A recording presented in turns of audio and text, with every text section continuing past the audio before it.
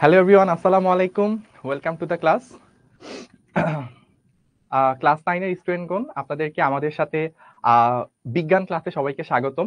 অনেকে already join করে ফেলছেন। আমি একটু বলি কে কে আমাদের সাথে আছেন।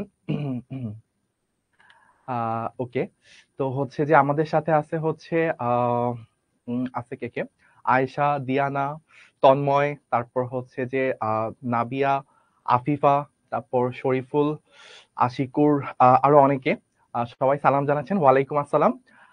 তো আমি আজকের ক্লাসটা আমাদের যেহেতু আমাদের প্রথম ক্লাস, আমার রাস্তা দিয়ে আসার সময় মনে পড়তেছিল যখন আমরা ক্লাস 9-10-এ ছিলাম বা 6-7-8-এ ছিলাম, তখন যখন আমরা প্রথম প্রথম ক্লাস করতাম, প্রথম দিন আমাদের টার্গেটই থাকতো স্কুলটি একটু আগে আগে ছুটি হবে, বাসায় যাই একটু ফুটবল খেলবো, ক্রিকেট খেলবো, বা হচ্ছে এই ধরনের একটা প্ল্যান থাকতো। মানে প্রথম দিন কিন্তু আমাদের পড়াশোনা করতে ভালো লাগে না। তো আজকে হচ্ছে আপনারা আমার সাথে প্রথম ক্লাস করতেছেন, আজকে আমরা হচ্ছে আপনার সাথে পরিচিত হব। আমার সামনে খুব দ্রুত হচ্ছে নামগুলো চলে যাচ্ছে, এত দ্রুত যাচ্ছে যে ভাই আসলে দেখার আগেই নাম চলে যাচ্ছে। তো আমি একটু জানতে চাচ্ছি যে কে কোন জায়গা থেকে হচ্ছে জয়েন করেছেন। প্রথমত আমরা বিভাগ ওয়াইজ আসি। চিটাং ডিভিশন থেকে কে কে আছেন একটু ভাইয়া কমেন্ট করে জানান তো আমাদেরকে। আমি আসলে আপনাদের অ্যাপে যারা জয়েন করেছেন তাদের কমেন্ট গুলো দেখতেছি। ফেসবুকে যারা আছেন তাদের সাথে হয়তো সবসময় কমেন্ট দেখার সুযোগ হবে না। আচ্ছা, চিটাং থেকে আছে হচ্ছে, আমি একটু নামগুলো বলি। আহ চিটাং থেকে আছে, আচ্ছা খুব দ্রুত যাচ্ছে। আচ্ছা, তারপর আহনাফ আছেন, তারপর হচ্ছে যে তাজরিয়ান আছেন, তারপর হচ্ছে যে রিয়ান আছেন চাঁদপুর থেকে, তারপর সাইদুল আছেন চিটাগাং থেকে। ওকে, তারপর আরো আছেন আরো অনেকে। ওকে, ঠিক আছে। তো হচ্ছে আমাদের, আচ্ছা অনেকগুলো অনেকজন, তো আসলে আমরা দেখে কুল পাবো না। আমি একটু বলি, ফেনী থেকে আছেন অনেকে, ব্রাহ্মণবাড়িয়া, কুমিল্লা, ঢাকা, চিটাং, ফেনী, তারপর যশোর, শরীয়তপুর, আরো অনেক জায়গা থেকে। আচ্ছা, তো আমাদের প্রথম প্রথম একটু পরিচিত হয়ে নিই যে আমাদের এই যে সায়েন্সের যে আজকে সাবজেক্টটা নিয়ে আমাদের পড়াশোনা, সায়েন্সের সাবজেক্টে অলরেডি আপনাদের সাথে জিমি ভাইয়ের ক্লাস হয়ে গেছে। ভাই আপনাদেরকে প্রথম অধ্যায় নিয়ে কিছু কাজকর্ম করেছেন, বল চাপ এরকম অনেকগুলো জিনিস আসলে আপনারা করেছেন।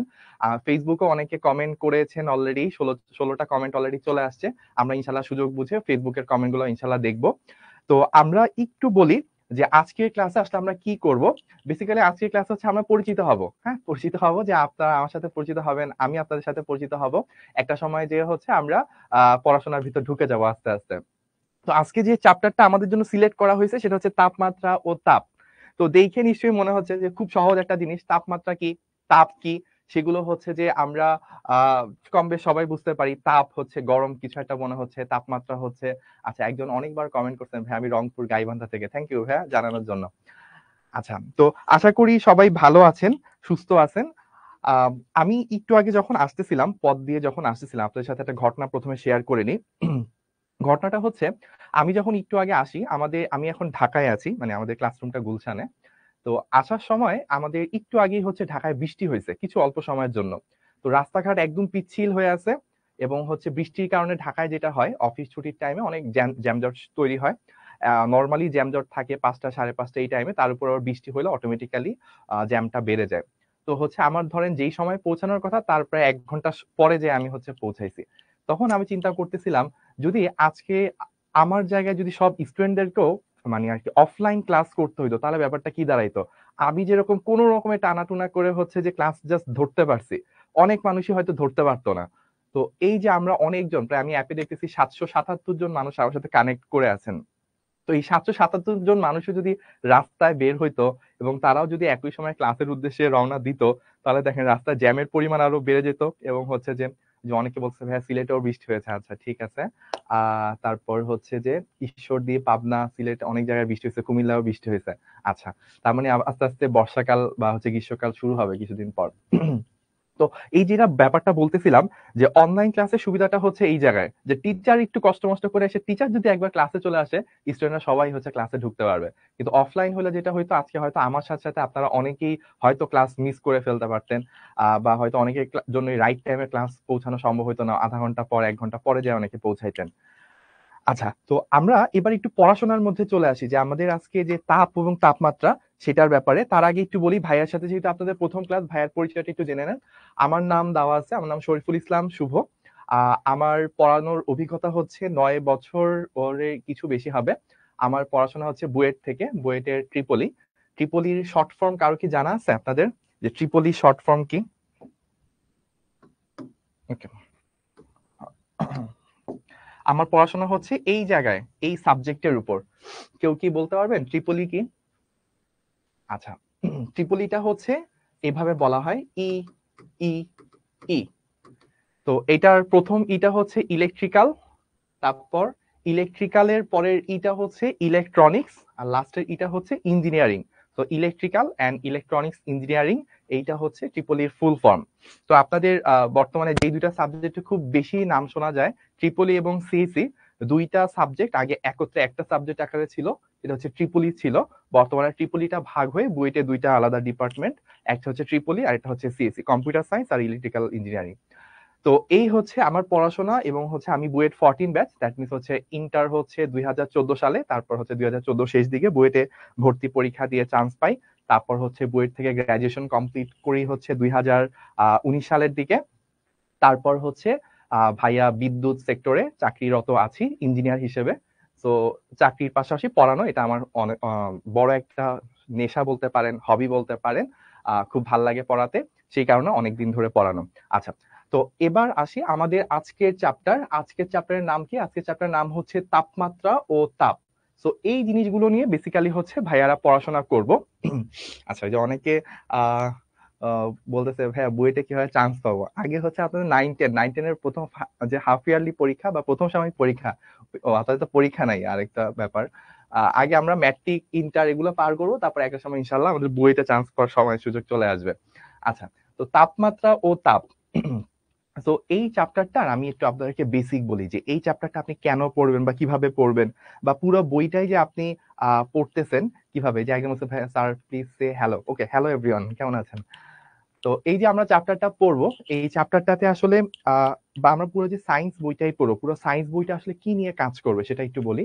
আপনারা জানেন যে আপনাদের এক ব্যাচ সিনিয়র যারা, মানে আপনাদের বড় ভাইয়া বা আপুরা যারা হচ্ছে পড়াশোনা করছে, তারা কিন্তু সায়েন্সের তিনটা বই পড়ছে, যেটাকে আপনারা একটা আকারে পড়তেছেন। তো প্রথম যেটা ছিল সেটা হচ্ছে ফিজিক্স ছিল, যেটাকে আমরা পদার্থবিজ্ঞান বলতাম। তারপর ছিল কেমিস্ট্রি বা রসায়ন, আর আরেকটা আছে হচ্ছে বায়োলজি, যেটাকে আমরা হচ্ছে জীববিজ্ঞান বলি। তো ওই তিনটা বইকে কম্বাইন করে আপনাদের নতুন কারিকুলামে আমাদের একটা বই বানানো হয়েছে, সেটা হচ্ছে সায়েন্স। এবং এই সায়েন্সটা হচ্ছে আমাদের বাংলায় বিজ্ঞান বলে থাকি। এখানে হচ্ছে ফিজিক্স, কেমিস্ট্রি, বায়োলজি বা হচ্ছে যে পদার্থবিজ্ঞান, রসায়ন, জীববিজ্ঞান সবগুলা টপিককে কম্বাইন করে দেওয়া হয়েছে। এখন এই জিনিসটার মধ্যে আমাদের প্রথম দিকে যে চ্যাপ্টার গুলো আছে, যেমন জিমি ভাই আপনাদেরকে একটা প্রথম চ্যাপ্টার পড়িয়েছে, তারপর আমি শুভ ভাই আপনাদেরকে হচ্ছে তাপমাত্রা এবং তাপ পড়াবো, সাথে সাথে জিমি ভাই আরেকটা চ্যাপ্টার সম্মত শুরু করে দিয়েছে, চ্যাপ্টার 3। তো এই যে প্রথম দিকে যে চ্যাপ্টার গুলো, এই চ্যাপ্টার গুলো বেসিক্যালি আগের সিকোয়েন্স অনুযায়ী ফিজিক্সের বা পদার্থবিজ্ঞানের চ্যাপ্টার। তারপর দেখবেন আপনাদের রসায়ন শুরু হবে, তারপর আপনাদের জীববিজ্ঞান শুরু হবে। তো এই যে ফিজিক্স, কেমিস্ট্রি, ম্যাথ, এই সবগুলা হচ্ছে কিন্তু রিলেটেড, এমনকি বায়োলজি সবকিছু হচ্ছে রিলেটেড। তো সবগুলোকে রিলেট করে তারপর হচ্ছে আমরা এই পুরো সায়েন্সটা যখন শেষ করব, তখন আমাদের ফিজিক্স, কেমিস্ট্রি, ম্যাথ সম্পর্কে একটা ভালো ধারণা হবে। ওই ধারণাটা নিয়ে আমি হচ্ছে ইন্টারে বেশ ভালো পরিমাণ একটা নলেজ গেইন করে তারপর হচ্ছে যে আপনারা বুয়েটে চান্স পেতে চান, মেডিকেলে চান্স পেতে চান, সেটার জন্য নিজেকে যে যোগ্য করে গড়ে তুলবেন, সেই প্রসেসিংটা শুরু হয় হচ্ছে ক্লাস 9 থেকে। ক্লাস 9 থেকে হচ্ছে আপনি সায়েন্সের মেইন টপিকে ঢুকতে থাকেন। 9-10 এই 2 বছর হচ্ছে নিজের বেসিকটা স্ট্রং করে নেওয়া হয়। তারপর ইন্টারে হচ্ছে মেইন ফাইটটা দিতে হয়। ইন্টারে 2 বছর ফাইটের পর তারপর হচ্ছে আমরা সেই বুয়েট, কুয়েট, রুয়েট, চুয়েট বা মেডিকেল, ঢাকা ভার্সিটি এসব ভর্তি পরীক্ষায় তারপর হচ্ছে যে আমরা বসি, অ্যাটেন্ড করি। আচ্ছা, তো আমাদের এই তাপমাত্রা এবং তাপ, এই চ্যাপ্টারটাতে আমরা কি করব? এই চ্যাপ্টারটা আমরা বুঝবো যে তাপমাত্রা জিনিসটা কি, তাপ জিনিসটা কি, তাপমাত্রা তাপের মধ্যে পার্থক্য কি, এগুলো কোথায় লাগে, বা এগুলো রিলেটেড কি ধরনের ম্যাথ আসতে পারে। আমি ইঞ্জিনিয়ার হইতে হলে আমার তাপমাত্রা তাপ কেন জানা দরকার? আমি ডাক্তার হতে চাই, তাও কি আমার তাপমাত্রা তাপ জানা দরকার? অ্যান্সার হচ্ছে অবশ্যই ডাক্তার হইতে গেলেও কিন্তু আপনার তাপমাত্রা বুঝতে হবে। কারণ ওই যে আমরা বলি জ্বর, জ্বর দেখবেন অনেক সময় বলে, গ্রামে গঞ্জে মানুষ বলে আমার জ্বর হচ্ছে 102 ডিগ্রি সেলসিয়াস। হ্যাঁ, এখন চিন্তা করেন 102 ডিগ্রি সেলসিয়াস যদি জ্বর হয়, আপনারা কি জানেন পানি হচ্ছে 100 ডিগ্রি সেলসিয়াস তাপমাত্রায় ফুটতে শুরু করে। পানি 100 ডিগ্রি সেলসিয়াস তাপমাত্রায় ফুটতে শুরু করে। কারণ কেউ যদি ভুল করে বলে বসে যে ভাই আমার জ্বর হচ্ছে 102 ডিগ্রি সেলসিয়াস, এবং ডাক্তারও যদি সেটাকে অ্যাকসেপ্ট করে নেয়, তাহলে ব্যাপারটা চিন্তা করেন কি হয়েছে। কারো জ্বর 102 ডিগ্রি সেলসিয়াস, তার মানে তার বডির তাপমাত্রা 100 ডিগ্রি থেকে বেশি। তখন কিন্তু তার বডি হচ্ছে, তার বডির মধ্যে পানি দিলে সেই পানিটাও ফুটতে থাকবে, এত পরিমাণ তাপমাত্রা। তাহলে আমরা যেটা বলি যে 102 ডিগ্রি জ্বর হয়েছে, এটা আসলে সেলসিয়াস না, এটা ফারেনহাইট। তো এই যে সেলসিয়াস, ফারেনহাইট, কেলভিন, তাপমাত্রার বিভিন্ন স্কেল, তারপর হচ্ছে আমাদের তাপ শক্তিকে কোথায় কাজে লাগানো হয়, কিভাবে কাজ করা হয়, এটা দিয়ে ফিজিক্সের প্রয়োগ কি, ম্যাথের প্রয়োগ কি, কেমিস্ট্রির প্রয়োগ কি, রিয়েল লাইফে কি কি করি, এই সব কিছু যে ধারণা, সেটা সবকিছু আমরা এই চ্যাপ্টারে শিখবো না, বাট এটা একটা প্রিলিমিনারি ধারণা, এটা কোনটা কিভাবে কাজ করে তার একটা বেসিক ধারণা, সেটা হচ্ছে আমরা এই চ্যাপ্টারে শিখবো। আচ্ছা, একজন কমেন্ট করেছে, সামির কমেন্ট করেছে কুমিল্লায় এখনো আহ পড়তেছে বৃষ্টি। আচ্ছা, তারপর হচ্ছে স্যার আমার বাসার কথা, আমার বাসা বাংলাদেশে। তারপর বুয়েটে চান্স পেতে হলে কি করবো ভাইয়া? বুয়েটে চান্স পেতে হলে পড়াশোনা করবেন ভাইয়া, আর কি আছে দেখি করছেন। আচ্ছা, ওকে, এইটা স্যার এটা কি ফিজিক্স না কেমিস্ট্রি? এটা বিজ্ঞান স্যার, এটা বিজ্ঞান। আর কি আছে? নরসিংদী স্যার, হ্যাঁ স্যার নরসিংদী। আচ্ছা ঠিক আছে, তাহলে আমরা একটু শুরু করি।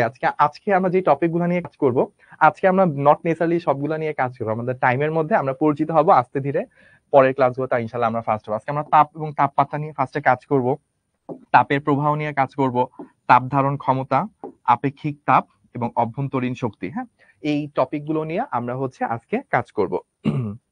আচ্ছা, তাহলে প্রথমে আসি যে শক্তি, মানে আমরা তাপে একটু পরে যাই, আগে আমরা আসি যে শক্তি। যদি কাউকে জিজ্ঞেস করা হয় যে ভাইয়া শক্তি কি, তার একটা কনফিউশন তৈরি হয় না যে ভাই শক্তি আবার কি, শক্তি তো শক্তি। যেমন আমাদের সময় জিজ্ঞেস করা হইতো যে ভাই ভর কি। তো আপনাকে যদি জিজ্ঞেস করা হয় যে ভাই বাজার থেকে 1 কেজি আলু কিনে নিয়ে আসো, এখন যে 1 কেজি এটা আসলে কি আলুর ভর। তো এখন আপনাকে যদি জিজ্ঞেস করে, ধরেন একটা লবণের প্যাকেট, লবণের প্যাকেট 1 কেজির হয়, 2 কেজির হয়, এখন আপনাকে যদি জিজ্ঞেস করা হয় একটা মানে লবণের প্যাকেট দিয়ে যদি বলে যে ভাই এটা ভর কত, তাহলে আপনি বলতে পারবেন যে ভাই লবণের ভর হচ্ছে 1 কেজি অথবা 2 কেজি, কিছু একটা বলতে পারবেন। এখন আপনাকে যদি কেউ জিজ্ঞেস করে ভাই ভরটা কি সেটা বলো তো, তাহলে কি আপনি আর কিছু বলতে পারবেন? আপনি আসলে বলতে পারবেন না। মানে ওই জিনিসগুলা কিছু কিছু রাশি আছে, এগুলো এমন রাশি যেটার আর কোনো ডেফিনেশন হয় না। ভর কি, মানে ভর তো ভরই। ঠিক একই রকমের শক্তি কি, শক্তি তো শক্তি, কিন্তু শক্তিকে ফিজিক্সের ভাষায় সুন্দর করে ডিফাইন করতে হয়। শক্তি হচ্ছে সেই জিনিস যেটা দিয়ে আমরা কাজ করতে পারি। আপনার কাছে যদি শক্তি না থাকে আপনি কিন্তু হাঁটাচলা করতে পারবেন না। দেখবেন মানুষ যখন বিভিন্ন কঠিন রোগে আক্রান্ত হয়, খাওয়া দাওয়া করার এনার্জি থাকে না, খাওয়া দাওয়া করতে পারে না, তখন কিন্তু সে হাঁটাচলা করতে পারে না, কারণ সে একদম শক্তিহীন হয়ে যায়, কাবু হয়ে যায়, তার পক্ষে হাঁটাচলা করা, হাত মুভ করা এগুলো সম্ভব হয় না। তাহলে খাওয়া দাওয়ার মাধ্যমে আমরা শক্তি নিচ্ছি এবং এই শক্তির মাধ্যমে হচ্ছে আমরা কাজ করতে পারতেছি। তাহলে কাজ করার জন্য ভাইয়া যে জিনিসটা দরকার, সেই জিনিসটাকে আমরা শক্তি বলি। এবং দেখেন আমরা ফিজিক্সে এইভাবে ডিফাইন করে থাকি, কাজ করার সামর্থ্য, কাজ করার যে সামর্থ্য, সেই সামর্থ্যটাকে আমরা হচ্ছে শক্তি বলি। আচ্ছা, এবং দেখেন এখানে একটা চিত্র দেওয়া আছে, এই চিত্রটা কিসের আপনারা আই গেস ধারণা করতে পারবেন। এটা হচ্ছে যে আমরা রাস্তাঘাটে বা স্পেশালি হাইওয়ে রোডের চারপাশ দিয়ে যাওয়ার সময় অনেক বড় বড় কারেন্টের টাওয়ার দেখি, তার দেখি। সেটা আচ্ছা, একটা কোশ্চেন আমার সাথে অনেকবার আসতেছে, স্যার 102 ডিগ্রি ফারেনহাইট হলে এটা কত ডিগ্রি সেলসিয়াস পড়বে স্যার? ওকে, 102 ডিগ্রি যদি ফারেনহাইট হয় এটা তাপমাত্রা কত হইতে পারে? অলমোস্ট 30-এর একটু উপরে, ধরেন 37-38 ডিগ্রি এরকম হইতে পারে। আমরা একটা ফর্মুলা আছে, ফর্মুলা দিয়ে বের করব। আজকের ক্লাসে না হইলেও আগামী ক্লাসে আমরা এটা ডিটেলস ফর্মুলা দেখবো, যে ফারেনহাইট থেকে সেলসিয়াস, সেলসিয়াস থেকে কেলভিন, যে কোনো একটা তাপমাত্রা যদি দেওয়া থাকে, লাইক ফারেনহাইট দিয়েছে যে 200 ডিগ্রি ফারেনহাইট, এটা আসলে সেলসিয়াসে কত হবে, এইটার ক্যালকুলেশন করা, সেটাও কিন্তু আমরা এই চ্যাপ্টারে শিখে যাব। আচ্ছা, নুসরাত জাহান বলছে sir please say my name. এই যে নুসরাত জাহান, আপনার নাম বলে দেওয়া হয়েছে, আপনি আশা করি খুশি আছেন এখন। ওকে, তাহলে আমাদের কাজ করার সামর্থ্য যা, মানে যেই জিনিসটা থাকলে আমি কাজ করতে পারি, সেই জিনিসটাকে আমরা শক্তি বলে থাকি। অর্থাৎ কাজ করার সামর্থ্য হচ্ছে শক্তি। এখন আমাদের বোর্ডের মধ্যে 3টা চিত্র দেখা যাচ্ছে। ফার্স্টে আমরা 1 নাম্বার চিত্র নিয়ে একটু কাজ করি। এটা হচ্ছে ড্রয়িং 1 বা ফিগার 1। দেখেন এখানে কি বোঝানো হচ্ছে, পিজা দোকানের সামনে একজন লোক হচ্ছে পিজা খাচ্ছে। তো পিজা খাওয়া দ্বারা আসলে কি বোঝানো হচ্ছে? পিজা খেলে বা যে কোনো একটা খাবার খেলে কি হয়? শক্তি হয়। এই যে এখন সবাই বলা শুরু করছে স্যার প্লিজ পাই নেম, তাহলে তো ভাই নাম বলতে বলতে আমার ক্লাস শেষ হয়ে যাবে, তাহলে কিন্তু আপনারা লস হবেন, আপনারা লুজার হবেন, আপনারা হচ্ছে পড়াটা আর পাবেন না। তো আমাদের এখানে একজন লোক, উনি হচ্ছে খাবার খাচ্ছেন। খাবার খেলে কি হয়? খাবার খেলে হচ্ছে তার ভিতরে ওই খাবারটা বিশ্লেষিত হয়ে শক্তি তৈরি হয়। ওই শক্তির কারণে কি উনি হাঁটাচলা করতে পারেন। তাহলে আমাদের এখানে দেখেন হেডলাইনটা কি? হেডলাইনটা হচ্ছে শক্তি কোথা থেকে পাই। তো এই লোক যে চলাফেরা করতেছে এটা একটা কাজ, এই কাজের জন্য প্রয়োজনীয় শক্তি সে কোথা থেকে পাচ্ছে? ওই যে সে পিজা খাচ্ছে, খাওয়া দাওয়া থেকে সে হচ্ছে এই শক্তিটা পাচ্ছে। আচ্ছা, সেকেন্ডলি দেখেন একজন লোক, সে হচ্ছে মানে একজন আমাদের চাচা বা নানার বয়সী। তো আমাদের এই নানা উনি করতেছে কি, উনি হচ্ছে ওনার হাতে একটা ঘড়ি আছে, উনি হচ্ছে ঘড়িতে টাইম দেখতেছে। এখন আপনারা জানেন ঘড়িতে টাইম যদি দেখতে চাই তাহলে ঘড়িটা তো আগে ঘুরতে হবে, ঘড়ি যদি নষ্ট থাকে তাহলে তো আসলে আমি টাইম দেখতে পারবো না, তাহলে আমাকে ঘড়িটা সঠিকভাবে কাজ করতে হবে। এখন ঘড়ি যদি আপনি সঠিকভাবে কাজ করতে, এই যে একজন হচ্ছে অনেক বড় কমেন্ট করছে, ফলে হচ্ছে আমরা আর কারো কমেন্ট দেখতে পাচ্ছি না, ওর কমেন্ট দিয়ে ভরে গেছে। প্লিজ ভাইয়া এরকম কমেন্ট করবেন না, এবং এরকম কমেন্ট যদি করেন কেউ, তাহলে কিন্তু আমাদের এখানে অলরেডি 2-3 জন ভাইয়া মনিটর করতেছে, তাহলে কিন্তু আপনাদেরকে ব্লক করে দেওয়া হবে। আপনি চেষ্টা করবেন, আপনার যদি লজিক্যাল কোনো কমেন্ট থাকে সেটা হচ্ছে সুন্দর করে বলার। আপনি যদি একাই একটা কমেন্ট 100 বার করেন, তাহলে বাকিরা যে সুন্দর সুন্দর কমেন্ট করতেছে ওটা কিন্তু ভাইয়ারা দেখতে পারবো না। তো আপনি আপনার ফ্রেন্ডদেরকে, আপনি আপনার যে স্টুডেন্টরা আছে বাকিরা, তাদেরকে কেন বঞ্চিত করবেন? আচ্ছা, তাহলে আমরা যেটা দেখতেছিলাম যে আমরা যদি টাইম সঠিকভাবে দেখতে হয়, যেমন আমার হাতে একটা ঘড়ি আছে, আমি যদি ঘড়িতে টাইম কখন সঠিকভাবে দেখতে পারবো, যদি ঘড়ির ভিতরে যে ব্যাটারিটা আছে ওটা যদি ঠিক থাকে তাহলে ঘড়িটা ঘুরবে। ঘড়িটা যদি ঘুরে বা ডিজিটাল ঘড়ি যখন চলবে, রিডিং যখন দিবে, তখন হচ্ছে আমরা টাইমটা জানতে পারবো। তাহলে এই যে টাইম জানার জন্য ঘড়িটাকে চলতে হবে, ঘড়িটা চলাও কি একটা কাজ। এই কাজের জন্য শক্তিটা কোত্থেকে আসতেছে? ঘড়ির ব্যাটারি থেকে। ব্যাটারির মধ্যে কি আছে? রাসায়নিক একটা শক্তি আছে, ওই শক্তি দিয়ে ঘড়িটা চলতেছে, ঘড়িটা চলে টাইম দেখানোর কাজটা করতেছে। আচ্ছা, এরপর দেখেন গাড়ি চলতেছে, গাড়ি চলাও কি একটা বড় ধরনের একটা কাজ। গাড়ি চলে কি করে? এক জায়গা থেকে আরেক জায়গায় খুব দ্রুত আমাদেরকে নিয়ে যেতে পারে। তাহলে এই যে গাড়ি চলা যে কাজটা, এই কাজটা আসলে কোত্থেকে হচ্ছে? গাড়ি চলার কাজটা বা গাড়ি যে চলতেছে এটা হচ্ছে ওই যে বিভিন্ন পেট্রোল স্টেশন থেকে বা ডিজেল স্টেশন থেকে গাড়ি যে গ্যাস নেয় বা হচ্ছে ফুয়েল নেয় বা তেল নেয়, ওইটা হচ্ছে জ্বালানোর মাধ্যমে গাড়ির ভিতরে কিছু শক্তি তৈরি হয়। ওই শক্তি দিয়ে হচ্ছে গাড়িটা সামনে আগায়। তাহলে গাড়ি চলার জন্য শক্তি কোত্থেকে পাচ্ছে? সেই ফুয়েল থেকে, ডিজেল, তারপর পেট্রোল, অকটেন, গ্যাস, এগুলো থেকে সে হচ্ছে শক্তিটা পাচ্ছে। আচ্ছা, তাহলে আমরা বিভিন্ন ধরনের শক্তি, আমরা কাজ করার জন্য শক্তিগুলো কোত্থেকে আসতেছে সেগুলো দেখলাম। এবার আমরা দেখবো যে কয় কয় ধরনের শক্তি আছে। অলরেডি একজন আমাকে কমেন্ট করে জানাচ্ছিল যে ভাইয়া চৌধুরী, পুরো নামটা দেখা যাচ্ছে না যদিও, পুরো প্রথম নামটা হচ্ছে চৌধুরী। আচ্ছা, চৌধুরী মাহবুব, সে বলতেছিল যে ভাইয়া এই ধরনের শক্তি আছে। তো আমরা একটু দেখি যে শক্তি আসলে কি কি প্রকারের। অনেক ধরনের শক্তি পসিবল: যান্ত্রিক শক্তি, তাপ শক্তি, আলোক শক্তি, শব্দ শক্তি, চৌম্বক, তড়িৎ, রাসায়নিক, পারমাণবিক, সৌরশক্তি। তো দেখেন আমাদের প্রথমে যান্ত্রিক শক্তি যদি বলি, যান্ত্রিক শক্তি আসলে কোথায় কোথায় আছে? একটা গাড়ি যে চলতেছে, গাড়ি চলাও কিন্তু একটা যান্ত্রিক শক্তি। আমি হাঁটতেছি, আমি হাঁটতেছি, সেই হাঁটাটাও কিন্তু একটা যান্ত্রিক শক্তি। আমি দৌড়াচ্ছি, এটাও একটা যান্ত্রিক শক্তি। আচ্ছা, তারপর তাপ শক্তি কি? তাপ শক্তি হচ্ছে আজকে আমাদের যেই চ্যাপ্টার নিয়ে পড়াশোনা সেটা হচ্ছে তাপ শক্তি রিলেটেড। তাপ শক্তি হচ্ছে আহ তাপের মধ্যে যে শক্তি থাকে, যেমন আপনি সবচেয়ে কম বেস্ট এক্সাম্পল হচ্ছে চুলার উপরে যখন আমরা একটা পানির পাত্র রাখি, তখন কি হয়? একটু পর পানিটা ফুটতে শুরু করে। তো পানিটা যেই শক্তির কারণে ফুটতে শুরু করে বা চুলার আগুনের মধ্যে যে শক্তিটা থাকে, সেটা হচ্ছে তাপ শক্তি। শুধু কি চুলার আগুনে এই শক্তি থাকে? অবশ্যই না। আপনি যখন 2 হাত এভাবে ঘষবেন তখন আপনার হাতটা গরম হয়ে যায়, সেটাও কিন্তু তাপ শক্তি। এরকম অসংখ্য ভাবে তাপ শক্তি পসিবল। আমরা আস্তে আস্তে চ্যাপ্টারের ভিতর গেলে দেখবো আরো অনেক ধরনের তাপ শক্তি তৈরি করা পসিবল। তারপর আছে আলোক শক্তি। এই যে লাইট, আমার উপরে যদি লাইটটা না জ্বলতো তাহলে কি আমাকে দেখতে পারতেন না। তো লাইটের মধ্যে যে শক্তিটা আছে এটা হচ্ছে আলোক শক্তি। তারপর আছে শব্দ শক্তি। এই যে ভাইয়া বক বক বক বক বক বক করেই যাচ্ছি, এই যে কথাগুলো বলতেছি এর মধ্যে অবশ্যই একটা শক্তি আছে। যদি কথার মধ্যে শক্তি না থাকতো তাহলে কিন্তু আহ আচ্ছা, কথার মধ্যে যে শক্তি, শব্দ শক্তি, এটা আপনি কিভাবে বুঝবেন যে শব্দের মধ্যে শক্তি আছে কিনা?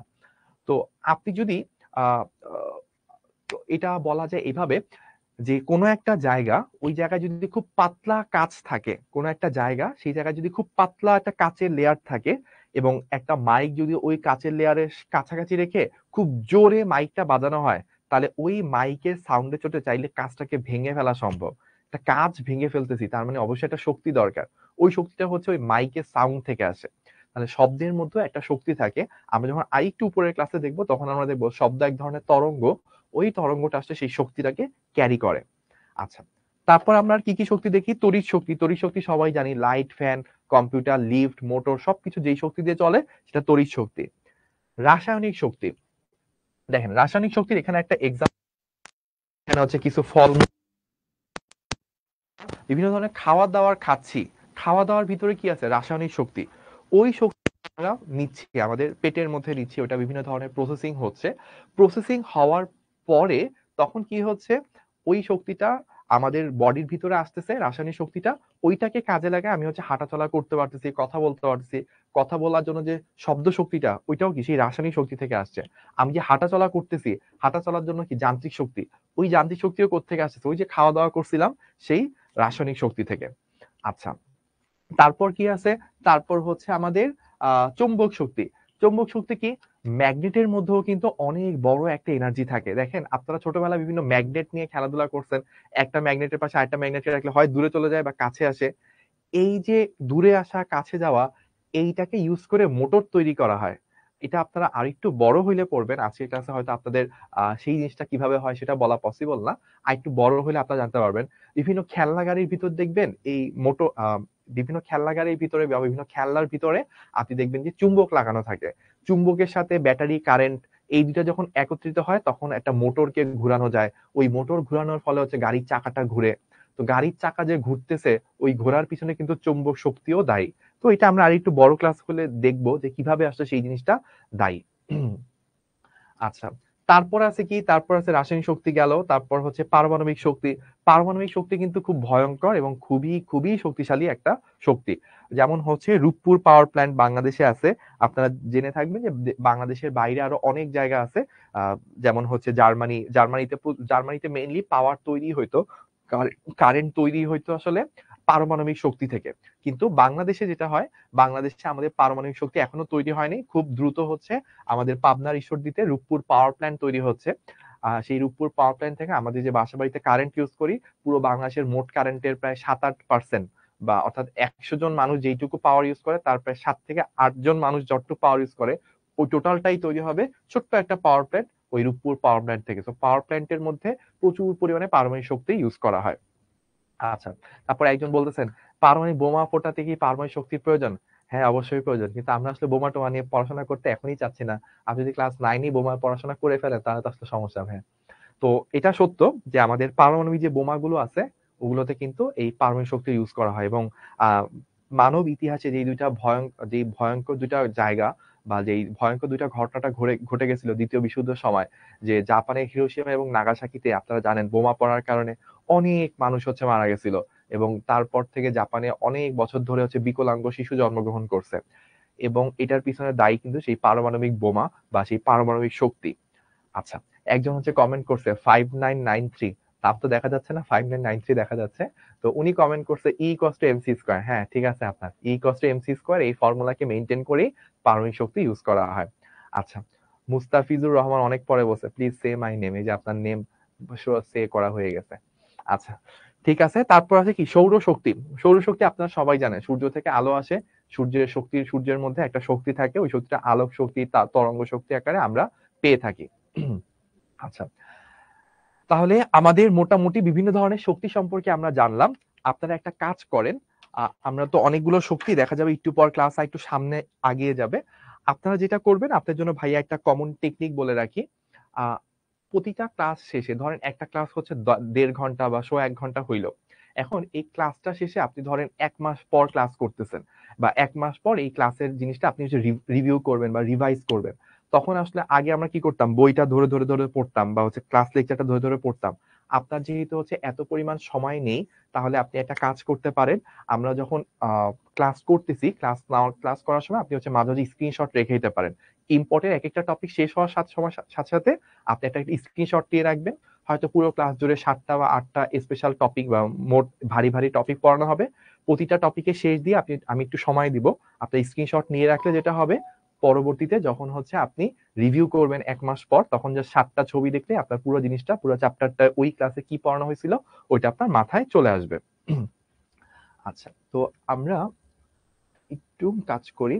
ওকে, তাহলে আমাদের এইটা একটা ব্যাপার, আমাদের শক্তি বিভিন্ন রূপ, চাইলে হচ্ছে আমরা একটা স্ক্রিনশট তুলে রাখতে পারি, তাহলে হচ্ছে আমাদের পরবর্তীতে কাজে লাগবে। ওকে, এবার আমরা চলে একটু মুভ করি পরের টপিকে। আজকে আমাদের পরে যে টপিক আছে শক্তির রূপান্তর। শক্তির রূপান্তর কি, শক্তি হচ্ছে আরেকটা রূপে পরিবর্তিত হয়। আমরা হচ্ছে দেখে থাকবো যে হচ্ছে সূর্য থেকে যখন আলো পড়ে, আপনারা দেখবেন অনেক জায়গায় হচ্ছে বাড়ির উপরে, যে যাদের হচ্ছে গ্রামে বাড়ি, তাদের একতলা বিল্ডিং এর ছাদে বা টিনের চালের উপরে এরকম হচ্ছে সোলার প্যানেল লাগানো থাকে। বা ঢাকায়ও দেখবেন গুরুত্বপূর্ণ বিভিন্ন ভবনের উপর, যদি কেউ ঢাকায় থাকেন দেখবেন বাংলাদেশ ব্যাংকের উপরে অনেক পরিমাণ হচ্ছে এরকম সোলার সেল লাগানো, বা বিভিন্ন জায়গায় হাইওয়ে রোডে চলতে গেলেও অনেক সময় দেখা যায় অনেক জায়গায় এরকম সোলার প্যানেল লাগানো আছে। তখন কি হয়, সূর্য থেকে আলো আসে, আলো হচ্ছে এই প্যানেলটার উপর পড়ে, পড়ে এখান থেকে কারেন্ট তৈরি হয়। ওই কারেন্ট আমরা বিভিন্ন জায়গায় ইউজ করতে পারি। তাহলে এখানে কি হচ্ছে, আলোক শক্তি, সূর্য থেকে যে আলোটা আসে ওইটা বিদ্যুৎ শক্তিতে পরিণত হচ্ছে। তারপর দেখেন আরেকটা এক্সাম্পল, আমাদের লাস্টের এক্সাম্পলটা বলি, এটা আপনার জন্য সহজ, মাঝখানটা একটু কঠিন, কঠিন আমরা পরে দেখবো, সমস্যা নেই। রাসায়নিক শক্তি, এই যে ফল মূল, ওর সাথে কি আছে, সামনে একটা পাউরুটি আছে, দুইটা কলা দেখা যাচ্ছে, 4-5টা আপেল দেখা যাচ্ছে। তো এই আপুটা সে হচ্ছে কি ফলমূল খাচ্ছে, তারপর পাউরুটি খাচ্ছে। তাহলে এই যে খাওয়া দাওয়া গুলো, এগুলোর মধ্যে কি আছে, রাসায়নিক শক্তি। এই রাসায়নিক শক্তিটা পেয়ে সে কি হয়েছে, তার অনেক এনার্জি হয়েছে। এনার্জি হয়েছে, এখন তার কি করতে হবে, দৌড়াইতে হবে। দেখেন সে এনার্জি নিয়ে দৌড়াচ্ছে, মানে যান্ত্রিক শক্তি। তাহলে রাসায়নিক শক্তিটা যান্ত্রিক শক্তিতে পরিণত হচ্ছে। এভাবে শক্তি চাইলে এক রূপ থেকে আরেক রূপে আহ, পরি এক রূপ থেকে আরেক রূপে ট্রান্সফার করা যায়, বা হচ্ছে এক রূপ থেকে আরেক রূপে রূপান্তর করা যায়। আচ্ছা, এইবার এটা একটা স্পেশাল জিনিস, এটা চাইলে একটা ছবি তুলে রাখতে পারেন, আপনারা স্ক্রিনশট নিয়ে রাখতে পারেন। আহ এখানে দেখেন ভাইয়া একটু বলতে থাকে, এই ফাঁকে আপনারা ছবি তুলে নিতে পারেন, এটা খুবই গুরুত্বপূর্ণ। এখানে আপনাকে শক্তি রূপান্তরের অনেকগুলো এক্সাম্পল দেওয়া আছে। শক্তি রূপান্তরের অনেকগুলো এক্সাম্পল আপনাকে এখানে দেওয়া আছে। এক্সাম্পল দেখেন, আমি সবগুলো পড়বো না, এক দুইটা পড়বো আপনাকে বোঝানোর সুবিধার্থে, সো দ্যাট আপনি পরবর্তীতে বাসায় নিজে নিজে এই টপিকটা আপনাকে পিডিএফ আকারে দিয়ে দেওয়া হবে, আপনার অ্যাপে পাবেন আপনি। তো ওইখান থেকে আপনি জিনিসগুলো হচ্ছে আবার ক্লাস শেষে দেখে নিতে পারবেন। যেমন একটা প্রথম এক্সাম্পল নিয়ে কাজ করি, হাতে হাত ঘষলে কি হয়। দেখা তো চিন্তা করে, ভাই যদি দুইটা হাত এভাবে ঘষি, ঘষলে কি হয়, আমি যখন হাতটাকে মুভ করতেছি, হাতকে মুভ করানো কি, বা হাতকে নড়ানো হচ্ছে যান্ত্রিক শক্তি। যখন আমি এরকম মুভ করতেছি, হাত এরকম করতেছি, তখন কি দেখেন আমাদের হাতটা মাঝখানে গরম হয়ে যাচ্ছে। তার মানে কি তৈরি হচ্ছে, তাপ শক্তি তৈরি হচ্ছে। তাহলে হাত নাড়ানো হচ্ছে যান্ত্রিক শক্তি, এবং এইটা করার ফলে আলটিমেটলি আমি পেলাম কি, তাপ শক্তি। তাহলে দেখেন যান্ত্রিক শক্তি তাপ শক্তিতে রূপান্তরিত হচ্ছে। এটা গেল প্রথমটা। তারপর দেখ আমরা আরো দুই একটা করে নিতে পারি। আমরা ফার্স্ট এইটা নিলাম। তারপর ধরেন আরেকটা সহজ, আপনাদের জন্য সহজ কিছু একটা বলি। উম ধরেন আমরা হচ্ছে এইটা বললাম, পাহাড় পর্বত থেকে পানি যখন সমতলে নেমে আসে, তখন বিভব শক্তি গতিশক্তিতে পরিণত হয়। আচ্ছা, আমাকে একজন কোশ্চেন করছে, তৌসিফ কোশ্চেন করছে, স্যার হাত কি যন্ত্র? না ভাই, ব্যাপারটা এরকম না যে যন্ত্র হইলেই যান্ত্রিক শক্তি পাবো, ব্যাপারটা এরকম না। যে কোনো মুভমেন্ট রিলেটেড শক্তি, মানে গতি রিলেটেড যে কোনো শক্তি, সেটা একটা যন্ত্র হইতে পারে, একটা মানুষ হইতে পারে। একটা মানুষ যখন গতিশীল থাকে, বা একটা যন্ত্র যখন গতিশীল থাকে, বা কোনো একটা পশু পাখি বা যে কোনো প্রাণী, যে কোনো কিছু যখন গতিশীল থাকে, তখন ওর মধ্যে একটা গতিশক্তি কাজ করে। গতিশক্তি হচ্ছে এক ধরনের যান্ত্রিক শক্তি। তো যান্ত্রিক শক্তি মূলত দুই প্রকার, একটা হচ্ছে বিভব শক্তি, আর একটা হচ্ছে গতিশক্তি। আপনারা কি ভাইয়া বিভব শক্তি এবং গতিশক্তি পড়েছেন কিনা আমাকে একটু কমেন্ট করে জানান তো, দেখি আপনাদের কমেন্টে একটু শুনি। উম, মাহফুজুর বলছেন প্লিজ সে মাই নেম। হ্যাঁ মাহফুজ, আপনার নাম পড়া হয়েছে। তার বিভব শক্তি, আচ্ছা বিভব শক্তি হচ্ছে আপনারা খুব একটা পড়েন নাই, তাই তো? ওকে, কোনো টেনশন নাই। আজকে আমরা এক একটা, আজকে যখন আপনার, শুধু আজকে না, আজকে হচ্ছে, আচ্ছা অনেকে বলতেছেন জি স্যার বিভব শক্তি জানি। আচ্ছা আপনারা সম্ভবত পড়ছেন। আচ্ছা ঠিক আছে, অনেকে পড়ছেন, অল্প কিছু মানুষজন হচ্ছে পড়েন নাই, কোনো সমস্যা নেই। না পড়লে কোনো টেনশন নাই। নাইনে যদি আপনি কিছু নাও পড়ে থাকেন, কোনো সমস্যা নেই। মানে আমি আপনাদেরকে একটা এক্সাম্পল বলি। এটা হচ্ছে আমার নিজের লাইফের এক্সাম্পল, ঠিক আছে? তো আমি ছোটবেলায় ইংলিশে খুব দুর্বল ছিলাম, এবং ইংলিশে আমি খুব ভয় পাইতাম। ঠিক আছে, ইংলিশে আমি ভয় পেতে পেতে যদি অন্যান্য সাবজেক্ট মোটামুটি ভালো নাম্বার আসতো, বাট ইংলিশে আমার সবসময় হচ্ছে কম মার্কস আসতো। তো ক্লাস সিক্সে সেকেন্ড টার্ম পরীক্ষা মেবি, হ্যাঁ ক্লাস সিক্সে সেকেন্ড টার্ম পরীক্ষা দিছি। দ্বিতীয় সাময়িক পরীক্ষার পর আমাকে আব্বা হচ্ছে বাসায় খুব বকাঝকা করতো যে আমি ইংরেজিতে খুবই দুর্বল, এবং আমি ইংলিশে ভয়ে কোনো স্যারের কাছেও পড়তে যেতাম না, কোনো কোচিং এও যেতাম না, বিকজ আমার ইংলিশ শুনলেই কি ভয় লাগতো। তো আমাকে আব্বু জোর করে এলাকার একটা ভাইয়ার কাছে হচ্ছে নিয়ে যায়, যে উনি হচ্ছে ছোট অল্প কয়েকজন মানুষকে, বাচ্চাদেরকে ইংলিশ পড়ায়। তো ভাইয়া ছিল ঢাকা ভার্সিটির। তো ভাইয়া হচ্ছে আমাকে হচ্ছে প্রথম দিন যাওয়ার পর জিজ্ঞেস করলো যে আচ্ছা বলো তো শুভ, যে টেন্স কয় প্রকার? তো আমি বললাম ভাইয়া টেন্স হচ্ছে দুই প্রকার। তো ভাইয়া দেখলাম একটু অবাক হলো, দুই প্রকার টেন্স কি কি? আমি বললাম যে ভাই একটা হচ্ছে ইনডিফিনিট টেন্স আর আরেকটা হচ্ছে পাস্ট টেন্স। হ্যাঁ, তো এই ছিল আমার অ্যান্সার। মানে বুঝতেছেন আমার ইংলিশের লেভেল কি ছিল। ক্লাস 6 এর সেকেন্ড টার্ম পরীক্ষা আমি বলতেছি টেন্স হচ্ছে দুই প্রকার, একটা ইনডিফিনিট টেন্স আরেকটা হচ্ছে যে পাস্ট টেন্স। আচ্ছা ভাইয়া একটু পানির ব্যবস্থা। আচ্ছা, তো আমার এই ছিল হচ্ছে ক্লাস 6 এর সেকেন্ড টার্মের অবস্থা। তো পরে হচ্ছে ভাইয়া যেটা করেন, ভাইয়ার নাম ছিল শহীদ ভাইয়া, আমি এখন মনে আছে। তো ভাইয়া হচ্ছে যে আমাকে হচ্ছে বসাইলো, ক্লাসে বসাইলো, মাথায় একটু হাত বুলাই দিল, বাবা তোমার কি খুবই খারাপ অবস্থা ইংলিশে? আলাম জি ভাইয়া আসলে অনেক খারাপ অবস্থা। তো ভাইয়া খুব যত্ন সহকারে আমাকে একদম শুরু থেকে আর্টিকেল থেকে টেন্স থেকে প্রিপোজিশন মানে সবকিছু আস্তে আস্তে পড়াচ্ছিল। তো আমার মনে আছে এখন ক্লাস 7 এর সেকেন্ড টার্ম পরীক্ষা জাস্ট হচ্ছে যে আহ 1 বছর পর, 1 বছরের মধ্যে ভাই আমাকে এত যত্ন করে পড়াইছিল যে তখন হচ্ছে আমার মনে হচ্ছে ক্লাস 7 এ সেকেন্ড টার্ম পরীক্ষা, পুরো স্কুলে মেবি মোর দেন 1000 পিপল ছিল, 1000-এর বেশি স্টুডেন্ট ছিল। বাট 1000 স্টুডেন্টের মধ্যে আমি ইংলিশে হাইয়েস্ট পাই, 75-এ 67 পেয়েছিলাম। তো ওইটা ছিল আমার জন্য অনেক বড় একটা প্রাপ্তি। তো আমার ওই ভয়টা দূর হওয়ার পর আমার লাইফে একটা কনফিডেন্স কাজ করে যে লাইফের যে কোনো স্টেজেই থাকি না কেন, যে কোনো জায়গায় থাকি না কেন, আমি একটা জিনিস সম্পর্কে নাই জানতে পারি, একটা জিনিসে আমার নলেজ কম থাকতেই পারে, বাট নলেজ কম বা ওই জিনিসটা আমি জানি না, এটার মানে এই না যে আমি হচ্ছে ওই জিনিসটা কখনো হচ্ছে আর পারবো না। আমি যদি কম জেনে থাকি আজকে থেকে শুরু করবো, জিরো থেকে শুরু করবো, বাট আমাকে একটা টার্গেট রাখতে হবে, আমি পারবো। যে আমার টার্গেট থাকে আমি যে কোনো পর্যায়ে লাইফের যে কোনো স্টেজ থেকে যে কোনো জায়গায় যাওয়া পসিবল, এই বিশ্বাসটা হচ্ছে সবসময় মাথায় রাখতে হবে। তো এই যে অনেকে বলতেছিলেন বিভব শক্তি কি জানি না, কোনো সমস্যা নেই। 9, 10, inter first year second year এই 4 বছর হচ্ছে আপনি জানবেন। 1 থেকে 8 আপনি হচ্ছে বেসিক কিছু জিনিস পড়ে আসছেন, আপনি যা শিখে আসছেন কিভাবে পড়তে হয় কিভাবে শিখতে হয়। ক্লাস 9 থেকে হচ্ছে আপনি শিখা স্টার্ট করবেন। ইন্টার পর্যন্ত আপনি নিজের নলেজটাকে খুব ভালো মতো গড়ে নেবেন, সো দ্যাট ইন্টারের পরে আপনি একটা ভালো জায়গায় ভালো সেকশনে যে হচ্ছে আপনি পড়াশোনা করতে পারেন, সেটা ইঞ্জিনিয়ারিং হোক, মেডিকেল হোক, ঢাকা ভার্সিটি যে কোনো কিছু হোক। ওকে, তো ব্যাক টু দ্য টপিক। আমাদের পড়াশোনা চলতেছিল বিভব শক্তি নিয়ে। বিভব শক্তি হচ্ছে, যদি আমি একটু ডিপে যে বলি তাহলে বলতে হবে এরকম, একটা বস্তুকে তার স্বাভাবিক অবস্থা থেকে যদি পরিবর্তিত করে অন্য অবস্থায় নেওয়া হয়, একটা বস্তু তার স্বাভাবিক অবস্থা থেকে পরিবর্তিত করে আমি অন্য অবস্থায় নিছি, নিলে সেই বস্তুটা চাবে কি আবার আগের জায়গায় ফেরত আসতে, বস্তুটা আবার আগের জায়গায় ফেরত আসতে চাবে।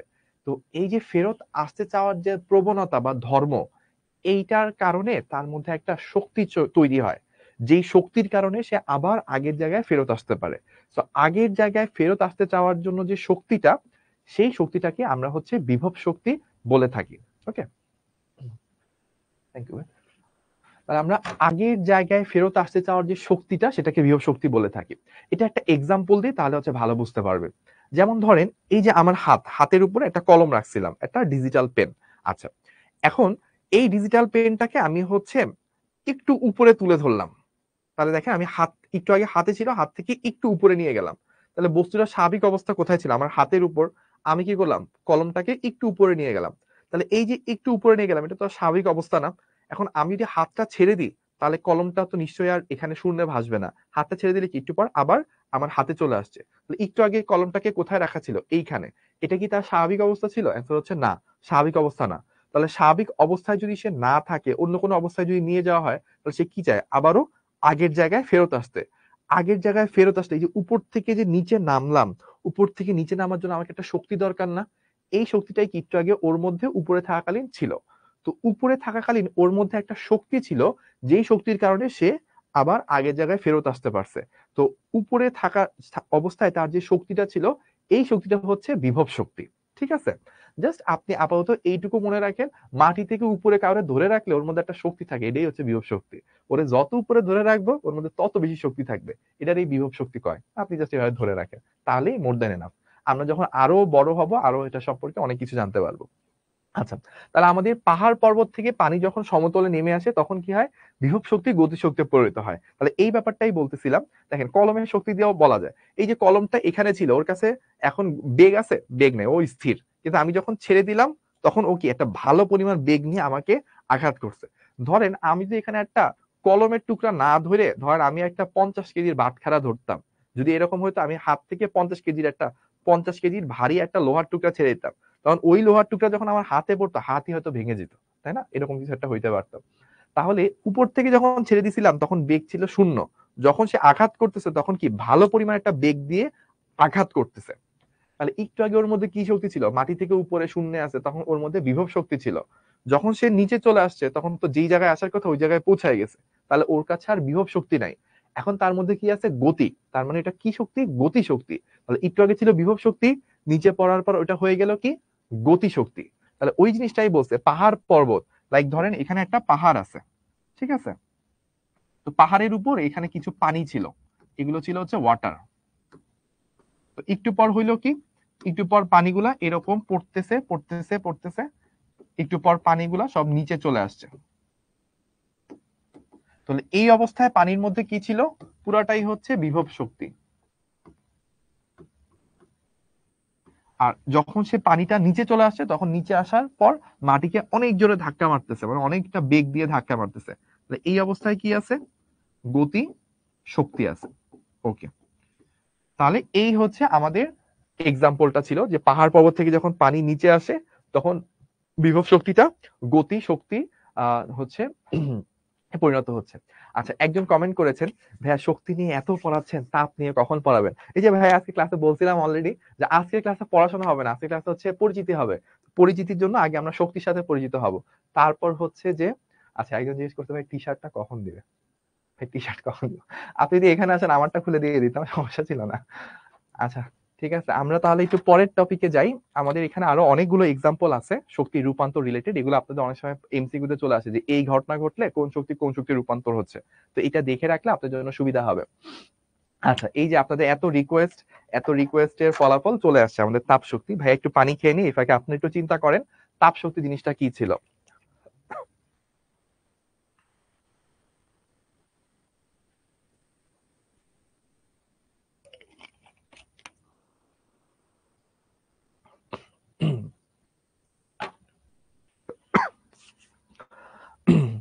তাপ শক্তি।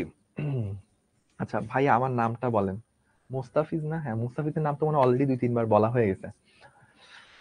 আম, আচ্ছা ঠিক আছে, আমরা একটু পড়াশোনার দিকে যাই। প্রথম হচ্ছে তাপ শক্তি বা হিট, এটা কি? তো আপনাদের মনে যেরকম কোশ্চেন আসতেছে যে ভাইয়া তাপ শক্তি কি, তাপ তো আমরা সবাই বুঝি, তাপ মানে গরম গরম কিছু একটা। কিন্তু আসলে এটাকে যদি ফিজিক্সের ভাষায় বা সায়েন্সের ভাষায় খুব ভালো করে জানতে চাই যে তাপ শক্তি অ্যাকচুয়ালি কি, আপনারা জেনে খুব অবাক হবেন যে আজ থেকে 200-300 বছর আগে সায়েন্টিস্টরাও এক্স্যাক্টলি জানতো না যে তাপ শক্তি কি।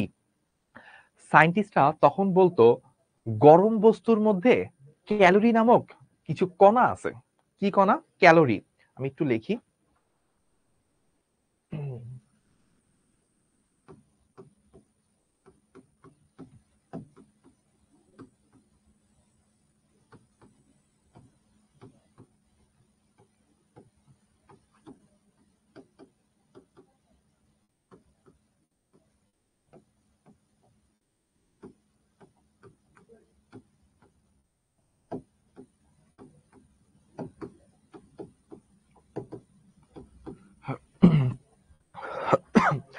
আগে সায়েন্টিস্ট যারা ছিলেন, বিজ্ঞানী যারা ছিলেন, তারা একটা জিনিস ধারণা করত। ওনারা মনে করত যে গরম বস্তুর মধ্যে ক্যালোরি নামক একটা কণা বিদ্যমান। যেই বস্তুর মধ্যে যেই বস্তুর মধ্যে ক্যালোরি কণাটা যত বেশি আছে সেই বস্তু হচ্ছে তত বেশি গরম। আর যে বস্তুর মধ্যে ক্যালোরি নামক কণাটা যত কম আছে সে হচ্ছে তত ঠান্ডা। তাহলে তখনকার দিনের ধারণা কি ছিল, সামারিটা হচ্ছে ক্যালোরি নামক বস্তু যার মধ্যে বেশি থাকবে সে হচ্ছে গরম, যার মধ্যে ক্যালোরি নামক বস্তু কম সে হচ্ছে ঠান্ডা। তখন ওনাদের ধারণা কি ছিল, লাইক একটা গরম বস্তু এটা হচ্ছে হট, আর এটা হচ্ছে একটা ঠান্ডা বস্তু এটা হচ্ছে কোল্ড। এই দুজনকে যখন আমরা কানেক্ট করে দিব, যখন দুজনকে কানেক্ট করে দিব তখন কি হয়, এই হট থেকে কোল্ডের দিকে ক্যালোরি, হট থেকে কোল্ডের দিকে ক্যালোরি নামক কণা, সেই কণাগুলো হচ্ছে ফ্লো হয়। আমরা যখন গরমের সাথে ঠান্ডা বস্তুকে কানেক্ট করে দিই তখন গরম থেকে ঠান্ডার দিকে ক্যালোরি নামক হচ্ছে কণাগুলো ফ্লো হয়। ফলে হচ্ছে এই বস্তুটার মধ্যে ক্যালোরি কমে বা তাপ কমে, আর এই বস্তুর মধ্যে তাপ বা ক্যালোরি বাড়তে থাকে। এটা ছিল আগেরকার ধারণা। তবে এই ধারণাটা কিন্তু 1-2 বছর না, বছরের পর বছর মানুষরা এই ধারণাটা লালন পালন করেছিল তাদের মনে। এমনকি আজ থেকে 200-300 বছর আগেও মানুষরা তাপ সম্পর্কে এটাই জানতো। কিন্তু তারপর একজন সায়েন্টিস্ট একদিন একটা ঘটনা ঘটলো তার লাইফে। সেই ঘটনাটা ঘটার ফলে সে তাপ শক্তিকে একটু ভিন্ন দিক থেকে, আল্লাহ পোলাপান, সে please sir please please say my name, এই কমেন্ট দিয়ে ভরে গেছে আমার। আচ্ছা sir please say my name Samir. হ্যাঁ এই যে সামির আপনার নাম বলা হয়েছে, ফাইজুল ইসলাম। ওকে ঠিক আছে। তো আমাদের ওই সায়েন্টিস্ট যিনি ছিলেন, ওই সায়েন্টিস্ট তার লাইফে একটা ঘটনা ঘটলো, ওই ঘটনাটার মাধ্যমে তিনি তাপ শক্তিকে একটু ভিন্নভাবে দেখতে শিখলেন। উনি ওই যে একটা কাজ করতেছিলেন, উনি ড্রিল মেশিন দিয়ে, বা ড্রিল মেশিন বলার দরকার নেই, হাতুড়িও বলতে পারেন, উনি কোনো একটা মেশিন বা কোনো একটা হাতুড়ি এই টাইপের কিছু দিয়ে দেয়ালের মধ্যে দিয়ে উনি হচ্ছে ফুটো করতেছিলেন। ধরেন আপনি চিন্তা করেন হাতুড়ি দিয়ে ধাক্কা মেরে মেরে মেরে মেরে হচ্ছে কোনো একটা কাঠের দেয়ালকে ফুটো করতেছিলেন। আচ্ছা, তো যখন উনি কাঠের দেয়ালকে বা হচ্ছে কাঠের দেয়ালের মধ্যে একটা পেরেক ঢুকাচ্ছেন বা কাঠের দেয়ালকে ফুটো করতেছেন, তখন কি ঘটনা ঘটতেছিল? তখন হচ্ছে ওইখান থেকে কিছু কিছু ছোট ছোট টুকরা হচ্ছে বের হয়ে আসে। আপনি দেখবেন যদি আপনি হচ্ছে একটা দেয়ালের মধ্যে একটা ইটের বিল্ডিং, ইট সিমেন্ট দেওয়া কোন একটা বিল্ডিং, সেই বিল্ডিং এ যদি হাতুড়ি নিয়ে পেরেক পেরেক গাঁথতে চান, তার আপনি যখন হাতুড়ি দিয়ে ধাক্কা মারবেন, তখন কি হবে, ওইখান থেকে কিছু ছোটখাটো টুকরা হচ্ছে দেয়াল থেকে ভেঙে বের হয়ে আসবে। এবং ওই টুকরাগুলো যদি আপনি হাত দিয়ে ধরেন তাহলে দেখবেন অনেক গরম। তো উনিও সেদিন এই কাজটাই করতেছিল, ওনার কাছে কোনো একটা মেশিন বা কিছু একটা ছিল যেটা দিয়ে উনি দেয়াল টেয়াল কিছু একটা ফুটা করতেছিল, ওইখান থেকে অনেক ছোট ছোট কণা ধুলাবালি এগুলো বের হয়ে আসতেছিল। তো কিছু ধুলাবালি বা কণা যখন ওনার শরীরের উপর পড়ছে, উনি তখন হঠাৎ করে ফিল করলো যে ওই ধুলাবালি গুলো বা ওই কণাগুলো এগুলো নর্মাল না। নর্মাল যে তাপমাত্রা, বিল্ডিং এর যে তাপমাত্রা বা হচ্ছে দেয়ালের যে তাপমাত্রা, আর যে কণাগুলো ওনার শরীরের উপর এসে পড়ছে ওগুলো তাপমাত্রা সেম না। যে কণাগুলো ওনার শরীরের উপর এসে পড়ছে ওগুলো অনেকটুকু গরম।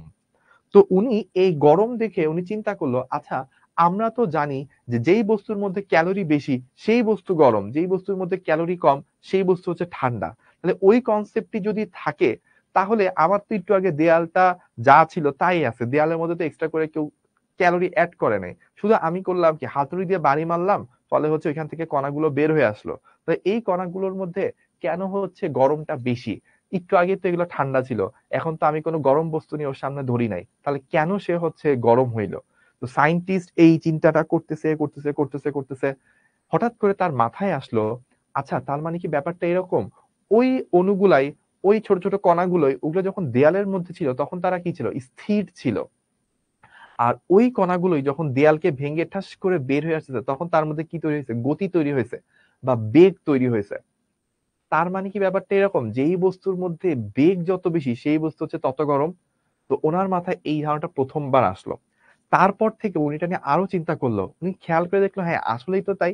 একটা বস্তু যে অণু পরমাণুগুলো দ্বারা তৈরি হচ্ছে, বস্তুর ভিতরে যে ছোট ছোট কণাগুলো থাকে, লাইক আপনারা কি অণু পরমাণু কি সেগুলো কি জানেন?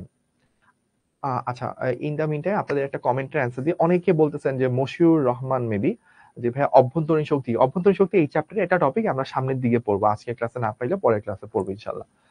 আপনারা কি অণু পরমাণু বা হচ্ছে ইলেকট্রন প্রোটন এই নামগুলো কি আপনারা শুনেছেন? হ্যাঁ ইয়েস ইয়েস এক্স্যাক্টলি, অনেকেই হচ্ছে নাম শুনছে, আপনারা আশা করি জানেন এগুলো, ক্লাস 8 এ হয়তো কিছুটা দেখে আসছেন। তো ওই সায়েন্টিস্ট তখন ওনার যে ধারণাটা, ওনার ধারণার সাথে বাস্তবের সাথে মিলানোর চেষ্টা করলো।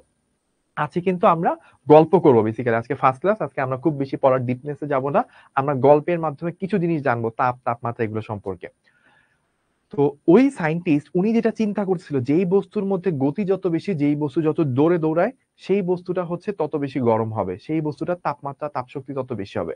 পরে দেখতো আসলেই তাই।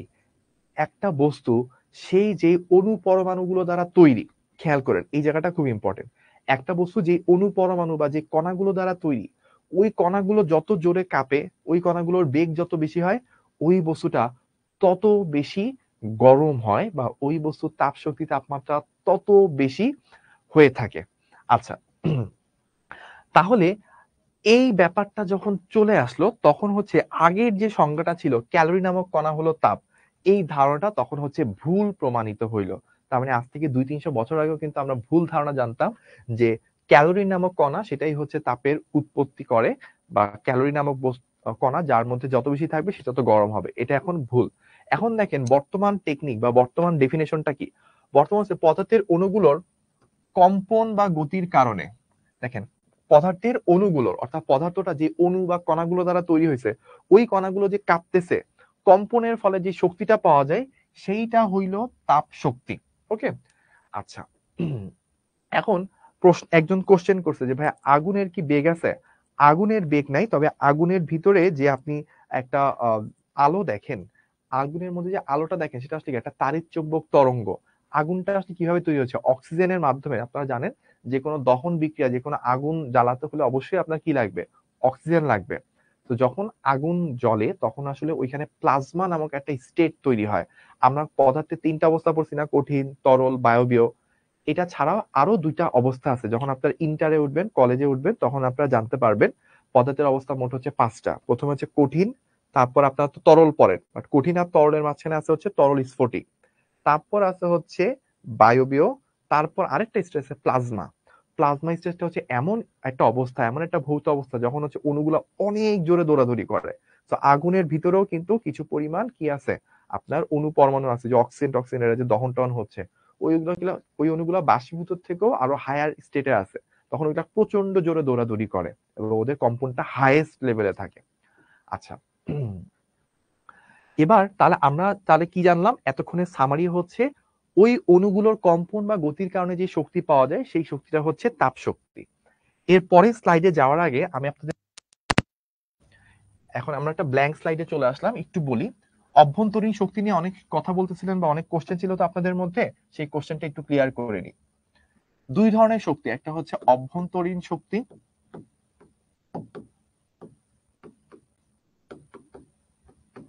আরেকটা হচ্ছে বাহ্যিক শক্তি।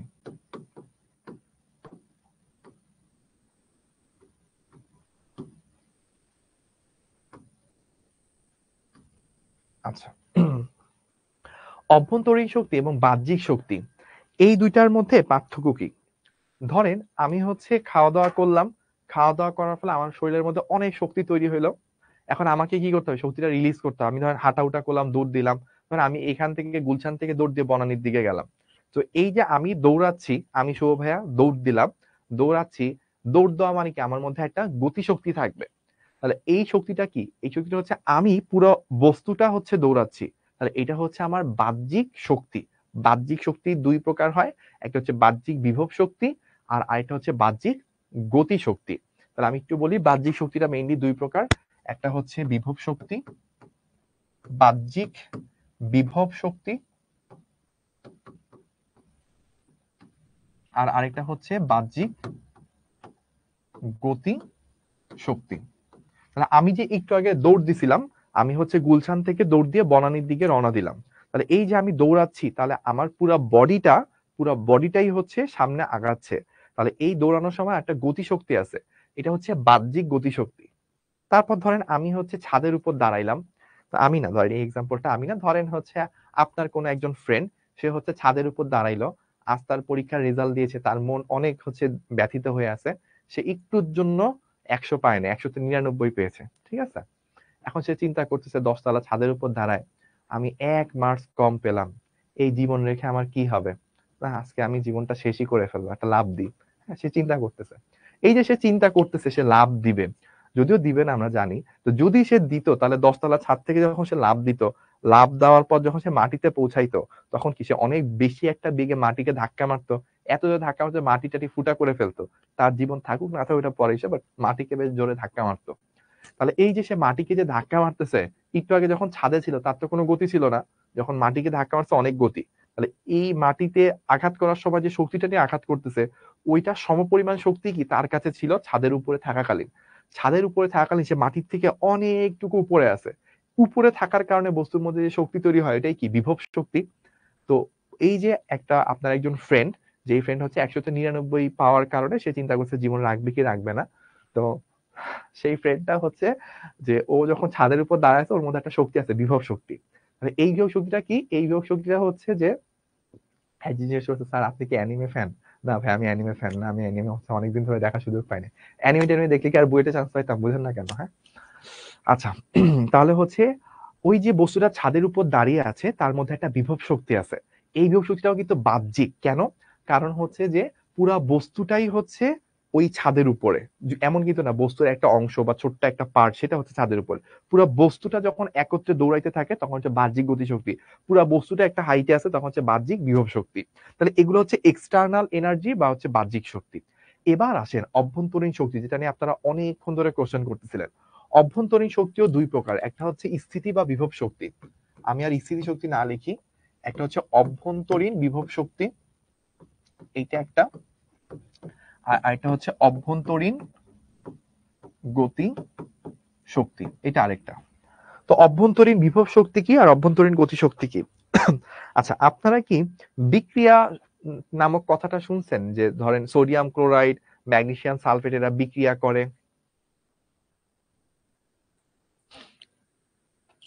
আচ্ছা, আপনারা কি বিক্রিয়ার নাম শুনছেন? লাইক হচ্ছে পানির সাথে এটার বিক্রিয়া, বা হচ্ছে আচ্ছা ওই যে অনেকে বলছে জি ভাইয়া শুনছি।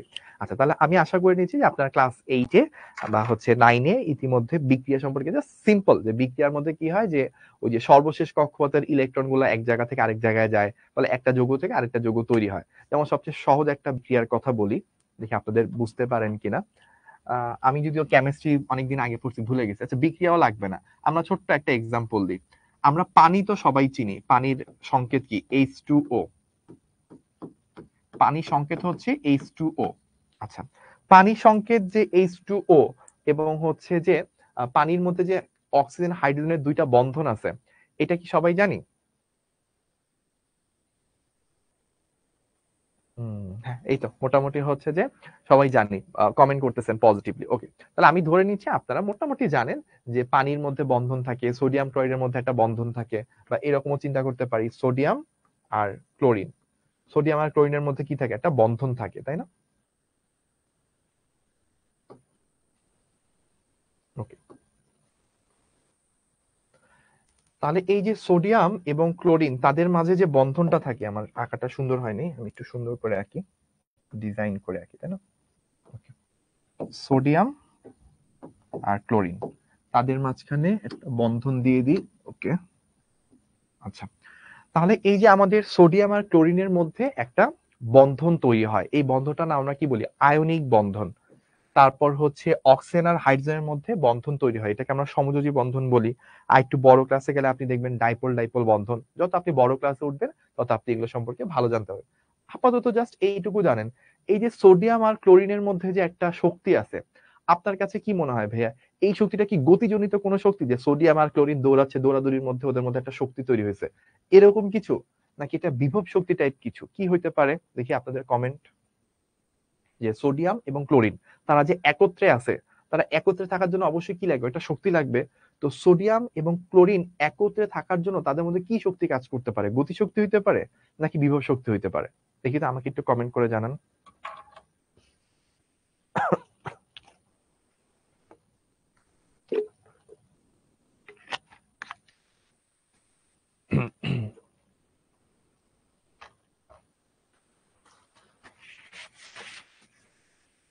আচ্ছা, এই যে ম্যাক্সিমাম মানুষ হচ্ছে কমেন্ট করছেন বিভব শক্তি, এক্স্যাক্টলি। তো এই যে সোডিয়াম এবং ক্লোরিনের মধ্যে যে একটা শক্তি আছে, ওই সোডিয়াম এবং ক্লোরিনকে আলাদা করতে হলে, ওদেরকে ভেঙে আলাদা করতে হলে আমাকে এক্সট্রা বাইরে থেকে তাপ শক্তি দেওয়া লাগবে। তাহলে যেই শক্তির কারণে দুইটা বস্তু কাছাকাছি লেগে থাকে, বা যেই শক্তির কারণে হচ্ছে বস্তুটা হচ্ছে একত্রে থাকে, সেই শক্তিগুলোকে আমরা অভ্যন্তরীণ বিভব শক্তি বলি। যেই শক্তির কারণে অণুর ভিতরে পরমাণুগুলো একত্রে লেগে থাকে, বা অনেকগুলো অণু কাছাকাছি লেগে থাকে, সেই শক্তিগুলোকে আমরা অভ্যন্তরীণ বিভব শক্তি বলি। যেমন সোডিয়াম আর ক্লোরিনের মধ্যে একটা অভ্যন্তরীণ বিভব শক্তি আছে, হাইড্রোজেন আর অক্সিজেনের মধ্যে একটা অভ্যন্তরীণ বিভব শক্তি আছে। এটাকে আপনারা রাসায়নিক বন্ধন হিসেবে জানবেন। রাসায়নিক বন্ধন টার্মটা আরো পরে ভালো করে বলবেন, ভালো করে বুঝবেন। তো রাসায়নিক বন্ধনের মধ্যে যে শক্তি, এটাও কিন্তু এক ধরনের বিভব শক্তি। আবার দেখেন অণুর ভিতরে কি করে, যখন একটা বস্তুকে আমরা চিন্তা করব, যে আমার ধরেন আমার হাত চিন্তা করি, আমার হাতের মধ্যে কি আছে? কোটি কোটি কোটি অণু আছে। তো এই অণুগুলা কি স্থির অবস্থায় বসে আছে, ঘুমাচ্ছে? অ্যান্সার হচ্ছে না। এই অণুগুলো কিন্তু প্রতি মুহূর্তে কাঁপতেছে, এইভাবে করে কাঁপতেছে। তো এই যে অণুগুলা যে কাঁপতেছে, এই কাঁপার ফলে কি শক্তি? গতিশক্তি। এই গতিশক্তিটাই পুরা, মানে আমি যে দাঁড়িয়ে আছি, ধরেন আমি তো একটা মানুষ, তাই না? কি মনে হয় দেখি তো, কমেন্ট করে জানান তো আমাকে কি মানুষের মতো লাগে কিনা। আচ্ছা, ঠিক আছে, আপনারা কমেন্ট করতে থাকেন, এই ফাঁকে আমি একটু পড়াতে থাকি। তো এই যে আমি যে দাঁড়িয়ে আছি, আমার শরীরের ভিতর কি অসংখ্য অণু পরমাণু আছে, কোটি কোটি অণু আছে। এই অণুগুলা কি স্থির হয়ে দাঁড়ায় আছে? অ্যান্সার হচ্ছে না। এই সবাই যে আচ্ছা না, যে ভালো কমেন্ট করছে, অর্ধেক মানুষ কমেন্ট করছে যে মানুষের মতো লাগে, আর যেমন মানুষের মতো লাগে না, তাহলে কিসের মতো লাগে? সায়েন্টিস্টের মতো। আশা করি এটার মতোই লাগবে। আচ্ছা, তো এই যে আমার বডির ভিতরে যে অসংখ্য অণু আছে, অসংখ্য পরমাণু আছে, অসংখ্য কণা আছে, সেই কণাগুলো কি কাঁপতেছে, ওরা কিন্তু স্থির হয়ে বসে নাই। তাহলে যদি আমি দৌড়াইতাম, আমি কাঁপতাম, মানে আমি ধরেন লাফালাফি করতেছি, তাহলে সেইটা হয়তো বাহ্যিক গতিশক্তি। কিন্তু আমি স্থির আছি, আমার ভিতরে যে কণাগুলো আছে সেই কণাগুলো কাঁপতেছে। ওই কণাগুলো কাঁপার ফলে যে শক্তিটা, সেটা হচ্ছে অভ্যন্তরীণ গতিশক্তি। তাহলে একটু খেয়াল করে দেখেন, যে যদি আমি লাফালাফি করতাম, ধর আমি একবার লাফ দিতেছি উপরে, একবার নিচে নামতেছি, একবার ডানে যাচ্ছে, একবার বামে যাচ্ছে, এরকম যদি করতাম, তাহলে এটা হয়তো বাহ্যিক গতিশক্তি। কিন্তু আমি স্থির হয়ে দাঁড়ায় আছি, তারপরও আমার ভিতরের অণুগুলো, পরমাণুগুলো, ব্লাড, তারপর সেল, এগুলো কাঁপতেছে। ফলে ভিতরের জিনিসগুলা কাঁপতেছে, ফলে ভিতরের শক্তি, ভিতরের গতিশক্তি, এটাকেই বলে অভ্যন্তরীণ গতিশক্তি। তাহলে অভ্যন্তরীণ বিভব শক্তি এবং অভ্যন্তরীণ গতিশক্তি দুইটা মিলে টোটাল যে অভ্যন্তরীণ শক্তিটা, এটাকে আমরা একত্রে অভ্যন্তরীণ শক্তি বলে থাকি। আর অভ্যন্তরীণ শক্তির মধ্যে কোনটুকু আসলে আমার তাপ শক্তি, অভ্যন্তরীণ যে গতি শক্তি, এটাকেই আমরা বলে থাকি হচ্ছে তাপ শক্তি। অভ্যন্তরীণ যে গতি শক্তি, সেটাই আসলে আমাদের তাপ শক্তি। যে আমার বডির ভিতরে যে অণু পরমাণুগুলো আছে, ওটা যে কাঁপতেছে, ওই কম্পনের ফলে যে শক্তিটা তৈরি হয়, যে অভ্যন্তরীণ যে গতি শক্তিটা তৈরি হয়, সেই গতিশক্তির সমষ্টিটাই হচ্ছে তাপ শক্তি। একটা বস্তুর তাপ শক্তি বলতে বোঝায় ওই বস্তু যে অণু পরমাণুগুলো দ্বারা তৈরি হয়েছে, যে কণাগুলো দ্বারা তৈরি হয়েছে, ওই কণাগুলোর কম্পনের ফলে মোট যে ভিতরে তাপ গতিশক্তিটা তৈরি হয়, ভিতরে মোট যে অভ্যন্তরীণ গতিশক্তিটা তৈরি হয়, সেটাকে আমরা কি বলি, ওই বস্তুর তাপ শক্তি। আচ্ছা, এবার চলেন আমরা একটু পরের স্লাইডে যাই। তাপ শক্তির ব্যবহার আছে, তাপ শক্তির অনেক রকম ব্যবহার পসিবল।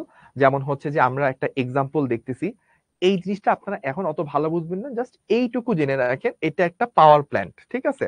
এই পাওয়ার প্ল্যান্টে কি করে, এই যে আমরা যে বিদ্যুৎ ব্যবহার করতেছি, এই বিদ্যুৎটা আমাদের বাসায় তৈরি হচ্ছে না। এই বিদ্যুৎ হচ্ছে আমাদের থেকে অনেক দূরে নির্জন কোনো এরিয়ায়, ওইখানে হচ্ছে বিদ্যুৎ তৈরি হচ্ছে। ওইখানে বিদ্যুৎটা যখন তৈরি হয়, এটা কোত্থেকে আসে? বেশিরভাগ ক্ষেত্রেই বিদ্যুৎ উপকেন্দ্র বলে বা বিদ্যুৎ কেন্দ্র, পাওয়ার প্ল্যান্ট বলে থাকে। ওই পাওয়ার প্ল্যান্টের মধ্যে তাপ তৈরি হয়। ওই তাপ দিয়ে হচ্ছে স্টিম তৈরি করে, পানিকে জলীয় বাষ্পে পরিণত করে। ওই জলীয় বাষ্প কি করে, টারবাইনকে ঘুরায়। ওই টারবাইনকে ঘুরানোর মধ্যে থেকে কারেন্ট তৈরি হয়। খুব বড় একটা প্রসেস। শুধুমাত্র কারেন্ট কিভাবে তৈরি হয় এটা নিয়ে 1 বছর আমরা পড়াশোনা করতে পারবো। এখন তার অত ডিটেলস যাওয়ার সুযোগ নাই। জাস্ট আমরা এইটুকু জানি যে তাপ শক্তিকে কাজে লাগায় কিন্তু আমরা কারেন্ট তৈরি করতে পারি, বিদ্যুৎ তৈরি করতে পারি। আচ্ছা, তারপর তাপ শক্তির আরো ব্যবহার আছে, যে ইঞ্জিনের মধ্যে আমরা যে বলি যে গাড়ির ইঞ্জিনের মধ্যে আমরা ফুয়েল নিই। ফুয়েল কি? ফুয়েল হচ্ছে জ্বালানি, যেটার মাধ্যমে আমরা গাড়ি বা যে কোনো মোটর সাইকেল বা যে কোনো হচ্ছে যানবাহনকে আমরা চালাতে পারি। তো গাড়ির ভিতরে আমরা যে ফুয়েলটা নিই, সেটা ডিজেল হইতে পারে, অকটেন হইতে পারে, আরো অনেক কিছু হইতে পারে। ওইটা কি হয়, এরকম ইঞ্জিনের ভিতর নেওয়া হয়, ইঞ্জিনের ভিতর নিয়ে ওটাকে খুব জোরে চাপ দেওয়া হয়, চাপ দিয়ে আগুন ধরে দেওয়া হয়, ফলে এখানে অনেক তাপ তৈরি হয়। ওই তাপের ফলে, ওই তাপের যে শক্তিটা, ওই শক্তিটা ধাক্কা দিয়ে হচ্ছে এরকম পিস্টনকে উঠানামা করায়। তার ফলে হচ্ছে গাড়িটা সামনের দিকে আগায় যায়। এটা আরো অনেক ডিটেলসে বুঝবেন বড় ক্লাসে। আপাতত আজকের ক্লাসে আমার টার্গেট হচ্ছে এইটা বোঝা, যে গাড়ির ভিতরে যে একটা জিনিস ঘটতেছে, যেটার কারণে গাড়িটা সামনে আগাচ্ছে, ওই একটা জিনিসও কিন্তু তাপ শক্তি। গাড়ির ভিতরে, ইঞ্জিনের ভিতরে কি হচ্ছে, তাপ শক্তি তৈরি হচ্ছে। ওই তাপ শক্তি থেকে এরকম ইঞ্জিনের যে পিস্টনটা, এইটাকে পিস্টন বলে, একটা দণ্ডের মতো, এটা উঠানামা করে। এটা এরকম জোরে জোরে উঠানামা করে। এটার সাথে চাকা লাগানো থাকে, ফলে চাকা ওইটার সাথে সাথে ঘুরতে শুরু করে, ফলে গাড়িটা সামনের দিকে চলে যায়। আচ্ছা, তাহলে আমরা তাপ শক্তির এখানে একটা ব্যবহার দেখলাম, এরকম আরো অনেক ব্যবহার দেখবো। তাহলে তাপ এবং তাপমাত্রার পার্থক্য বলবো। তাপ এবং তাপমাত্রার পার্থক্য বলার জন্য আমরা একটা এক্সাম্পল নিব, ঠিক আছে? তো এই এক্সাম্পলটা খুব ভালো করে শুনবেন, তারপর হচ্ছে আমরা এই এক্সাম্পল থেকে তাপ এবং তাপমাত্রার পার্থক্য ধরার চেষ্টা করব। দুইটা রুম আছে, ঠিক আছে? এই রুমের মধ্যে ধরলাম কিছু কণা আছে, 1 2 3 4 5, 5টা কণা, ঠিক আছে? এইখানে একটা বলে দিলাম, প্রতিটি কণার গতি শক্তি 8 জুল, ঠিক আছে? এইটা একটা রুম। এই রুমের মধ্যে আমি বলে দিলাম প্রতিটি কণার গতিশক্তি 8 জুল। আর এখানে আরেকটা রুম আছে, ধরেন এখানে আমি অন্য একটা কালার দিয়ে বলি, লাল কালার। ওকে, 1 2 3 4 5 6। আচ্ছা, তাহলে 6, এখানে হচ্ছে প্রতিটি অণুর গতি শক্তি 7 জুল। কয়টা অণু আছে? 6টা অণু, 6টি আর এখানে ছিল কয়টা অণু? হচ্ছে 5টি।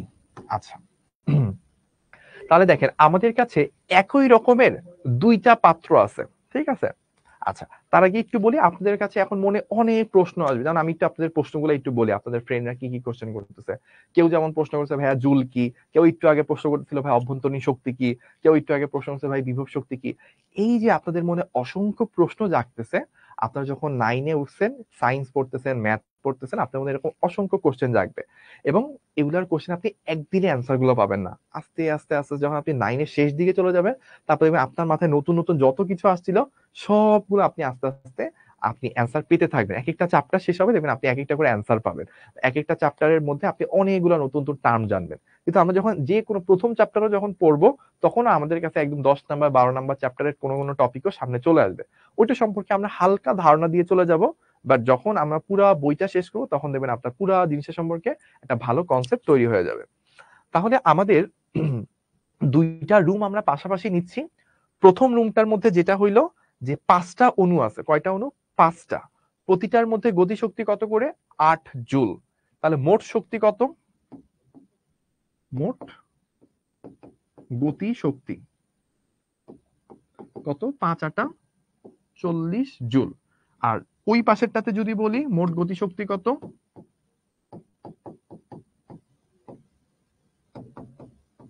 তাহলে কত হবে?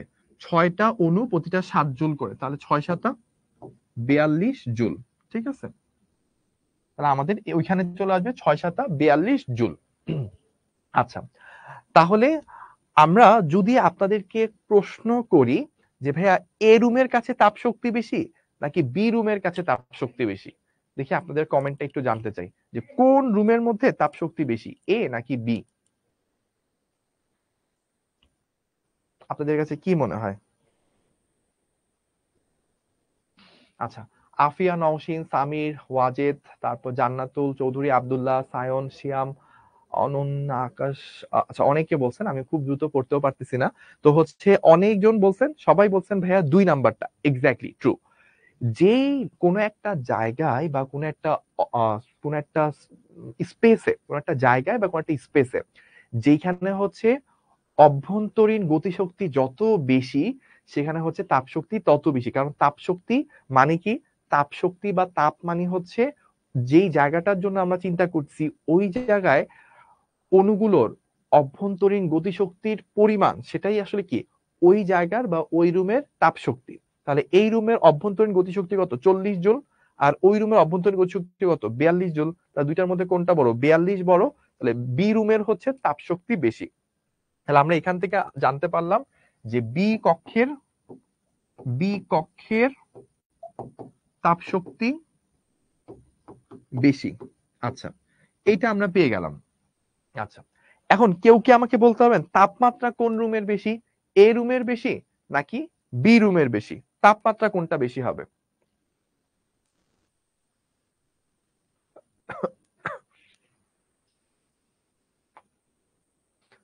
তাপমাত্রাও কি বি এর বেশি হবে? তাপমাত্রা, এই যে অনেকেই বলছে যে ভাইয়া এ, এক্স্যাক্টলি তাপমাত্রা হবে হচ্ছে এ রুমের বেশি। এবার তাহলে চলেন যে তাপমাত্রা কি সেটা আমরা বুঝি।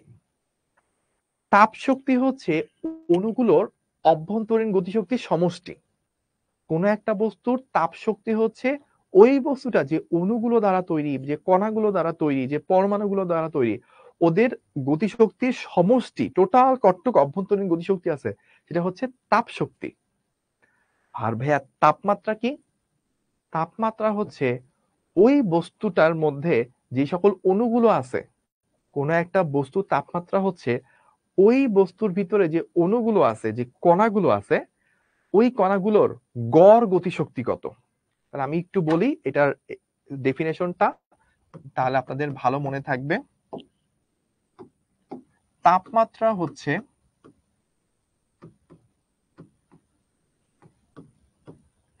হলো বস্তুর অণুগুলোর গড় গতি শক্তি। তাপমাত্রা হলো বস্তু যে অণুগুলা দ্বারা তৈরি, সেই অণুগুলোর গড় গতি শক্তি। তাহলে আমাকে বলেন যে কোন রুমের গড় গতিশক্তি বেশি। এই রুমে গড় গতিশক্তি কত করে 8 জুল, আর বি রুমের গড় গতিশক্তি কত 7 জুল। তাহলে কোনটা বড়? 8 বড়। তাহলে এই রুমের হচ্ছে তাপমাত্রা বেশি। তাহলে এখান থেকে আমরা বললাম এ কক্ষের তাপমাত্রা, সেই তাপমাত্রা হচ্ছে বেশি। তাহলে একটা সিস্টেম বা একটা বস্তু বা কোন একটা জায়গা, ওই জায়গা যে অণুগুলো দ্বারা তৈরি, সেই অণুগুলো গড়ে কতটুকু, প্রত্যেকটার কত করে গতিশক্তি আছে গড়ে, সেটা হচ্ছে তাপমাত্রা বোঝায়। আর টোটাল কতটুকু শক্তি, অভ্যন্তরীণ গতিশক্তি আছে, সেটা হচ্ছে তাপ শক্তি বোঝায়। তাহলে বি রুমের হচ্ছে তাপ শক্তি বেশি, এই রুমের হচ্ছে তাপমাত্রা বেশি। এইটুকু কি ভাইয়া ক্লিয়ার যে তাপ শক্তি কি আর তাপমাত্রা কি? আমাকে একটু ভাইয়া কমেন্ট করে জানান তো দেখি। ওয়াও, অনেকগুলো মানুষ কানেক্টেড আছে, আমরা প্রায় 758 জন মানুষ আমরা কানেক্টেড আছি। হোমওয়ার্ক দিয়েন স্যার, এই যে আপনার ফ্রেন্ডরাও কি হোমওয়ার্ক পেলে খুশি হবে? আচ্ছা, যাক, ক্লিয়ার। ওকে, থ্যাংক ইউ ভাইয়া কমেন্টের জন্য, এত সুন্দর সুন্দর কমেন্টের জন্য সবাইকে অসংখ্য অসংখ্য ধন্যবাদ। তাহলে আমরা তাপ এবং তাপমাত্রা কি মোটামুটি একটা ধারণা পাইলাম, বাট এটাও খুব বেসিক ধারণা। আমরা যখন আরো 3-4টা ক্লাস করে ফেলবো, আমরা আরো অনেক কিছু জানতে পারবো। সায়েন্সের ব্যাপারটা কিন্তু এরকম না যে ভাই প্রথম ক্লাসে আপনি সব জেনে যাবেন, প্রথম ক্লাসে আপনি একটু জানবেন, দ্বিতীয় ক্লাসে একটু জানবেন, প্রথম ক্লাসে আপনার মধ্যে 10টা কোশ্চেন তৈরি হবে, 2 নাম্বার ক্লাসের পর দেখবেন যে কোশ্চেন 10টার মধ্যে 6-7টার অ্যান্সার আপনি পেয়ে গেছেন। তারপর ধরেন আরো 2-3টা ক্লাস করবেন, আস্তে আস্তে আপনি আরো অনেকগুলো কোশ্চেন পেয়ে যাবেন। প্রতিদিন ধরেন 4-5টা কোশ্চেন অ্যান্সার পাবেন, 2-3টা নতুন কোশ্চেন তৈরি হবে। এই যে কোশ্চেন তৈরি হচ্ছে, অ্যান্সার পাচ্ছেন পাচ্ছেন না, এগুলো করতে করতে করতে করতে একটা সময় যখন পুরো বছর শেষ হবে, দেখবেন আপনি অনেক কিছু জেনে গেছেন। তো ক্লাস 9-এর শুরুর আপনি আর 9-এর শেষের আপনি, দুজনের মধ্যে অনেক পার্থক্য তৈরি হয়ে যাবে। এবং এই পার্থক্যটা যারা শুধুমাত্র পরীক্ষার জন্য পড়বে না, এবং লং রানে আমাকে মনে রাখতে হবে আমি শিখতেছি, এনজয় করছি, একটা নতুন কনসেপ্ট আমি জানতেছি, এরকম এনজয় করে যারা পড়বে, তাদের জন্য বুয়েটে চান্স পাইতে হবে, বুয়েটে চান্স পাইতে কি করতে হবে তার এটা জানা লাগবে না।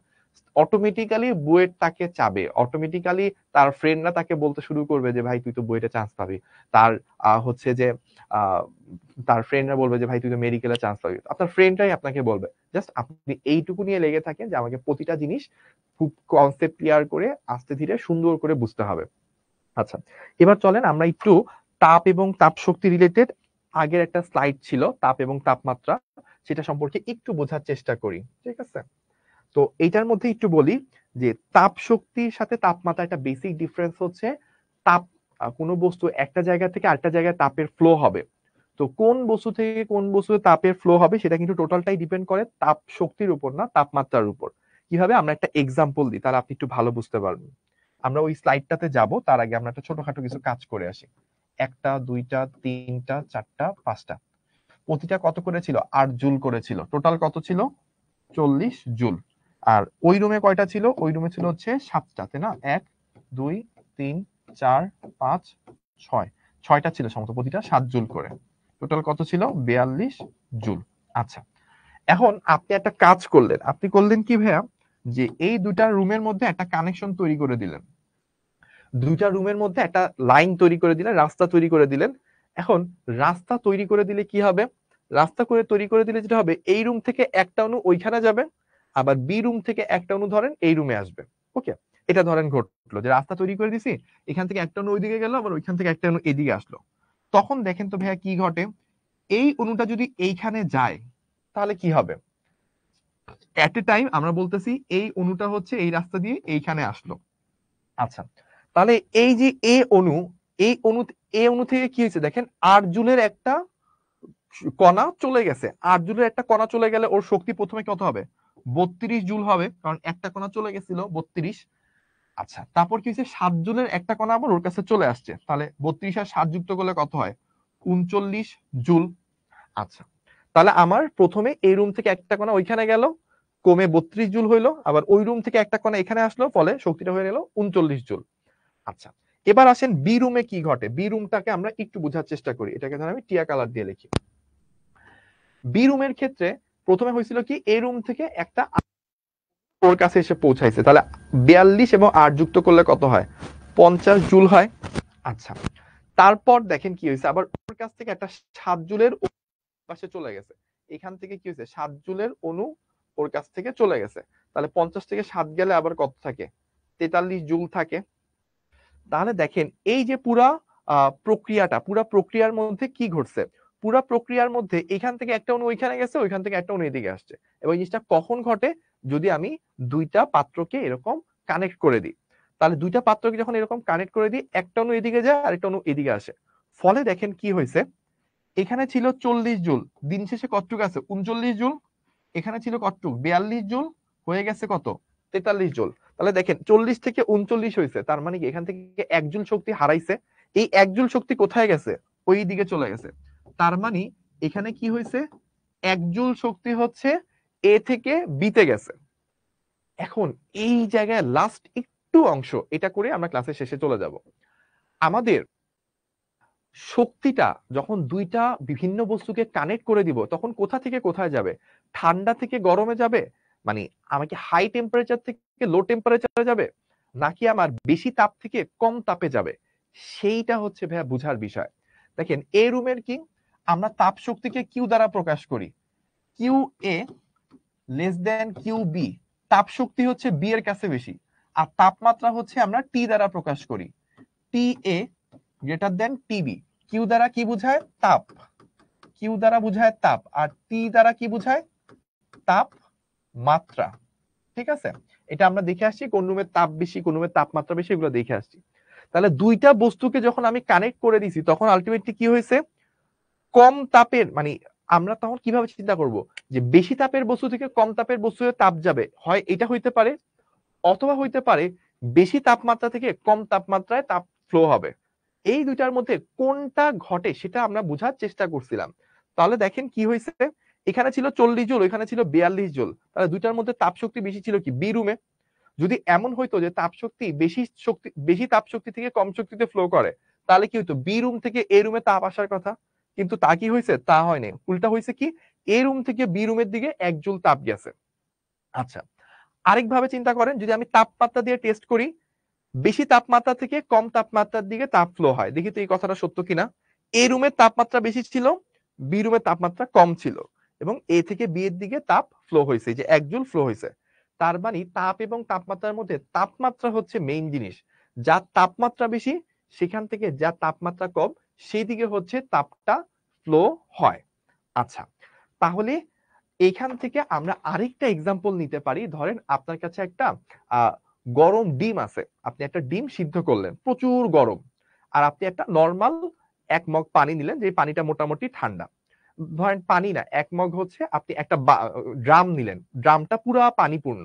এখন ড্রামে তো অনেক পানি, তাহলে ড্রামের মধ্যে অনেক তাপ শক্তি, আর একটা ডিম তো খুব ছোট্ট সিদ্ধ করছে, ওর মধ্যে কি অল্প পরিমাণ অণু, অল্প পরিমাণ শক্তি।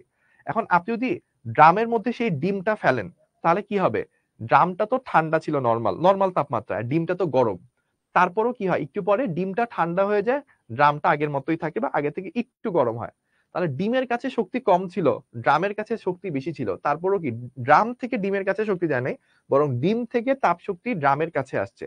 তার মানে তাপ শক্তি সবসময় হাই টেম্পারেচার বা উচ্চ তাপমাত্রা থেকে নিম্ন তাপমাত্রা বা গরম থেকে ঠান্ডা বস্তুর দিকে ফ্লো হয়। এই হচ্ছে তাপ এবং তাপমাত্রা সম্পর্কে আমাদের সাধারণ কিছু আইডিয়া। আপনার একটা কাজ করবেন, এই চিত্রটার একটা ছবি তুলে রাখেন, তাহলে আপনাদের জন্য রিভাইজ করা পড়তে বোঝা সুবিধা হবে। ওকে, এবং আরো দুইটা জাস্ট স্ক্রিনশট আপনারা নিয়ে রাখেন, তাহলে আপনাদের জন্য এই যে এই জিনিসটা, এটা আপনাদের পরে ভুলে যাবেন, এটা একটু স্ক্রিনশট নিয়ে রাখেন। ওকে, আরেকটা জিনিস, আপনারা হোমওয়ার্ক চাচ্ছিলেন, এইটা হচ্ছে আপনাদের হোমওয়ার্ক, ভাইয়া লিখে দিচ্ছি HW, এটার একটা হোমওয়ার্ক তুলে ধরেন। আমি এখানে তাপ এবং তাপমাত্রার পার্থক্য লিখে দিছি। তো আমি মাঝখানেই থাকলাম, নাহলে তো আপনারা দেখতে পাবেন না। আমি মাঝখানে থাকলাম, আপনাদের স্লাইডেও থাকবে, আপনারা স্লাইড যে অ্যাপের মধ্যে ওইখান থেকে দেখে নিতে পারেন, এখান থেকে একটা স্ক্রিনশট নিয়ে রাখেন সো দ্যাট আপনি বুঝতে পারেন। তো এইটা হচ্ছে হোমওয়ার্ক, ঠিক আছে, একটা স্ক্রিনশট নিয়ে রাখেন। ওকে, তাহলে এই হোমওয়ার্কটার কাজ কি, আমি তো এখানে দুইটার পার্থক্য লিখে দিছি, আপনাদের কাজ হচ্ছে প্রত্যেকটা পার্থক্যর জন্য আপনার একটা করে 3-4 লাইনে শর্ট ব্যাখ্যা লিখবেন, যে এই কারণে এই পার্থক্যটা তৈরি হয়েছে। প্রত্যেকটার হচ্ছে একটা করে ছোট্ট 2-3 লাইনের ব্যাখ্যা, জাস্ট এই ব্যাখ্যাটা লেখাই আছে আপনাদের প্রথম দিনের হোমওয়ার্ক। তো আজকে প্রথম দিন, আমরা খুব বেশি বাড়াবো না, আমরা অলরেডি ক্লাস টাইম ওভার হয়ে গেছে। আপনাদের থেকে বিদায় নিচ্ছি, সবাই ভালো থাকবেন, সুস্থ থাকবেন, সবাইকে ধন্যবাদ, আসসালামু আলাইকুম।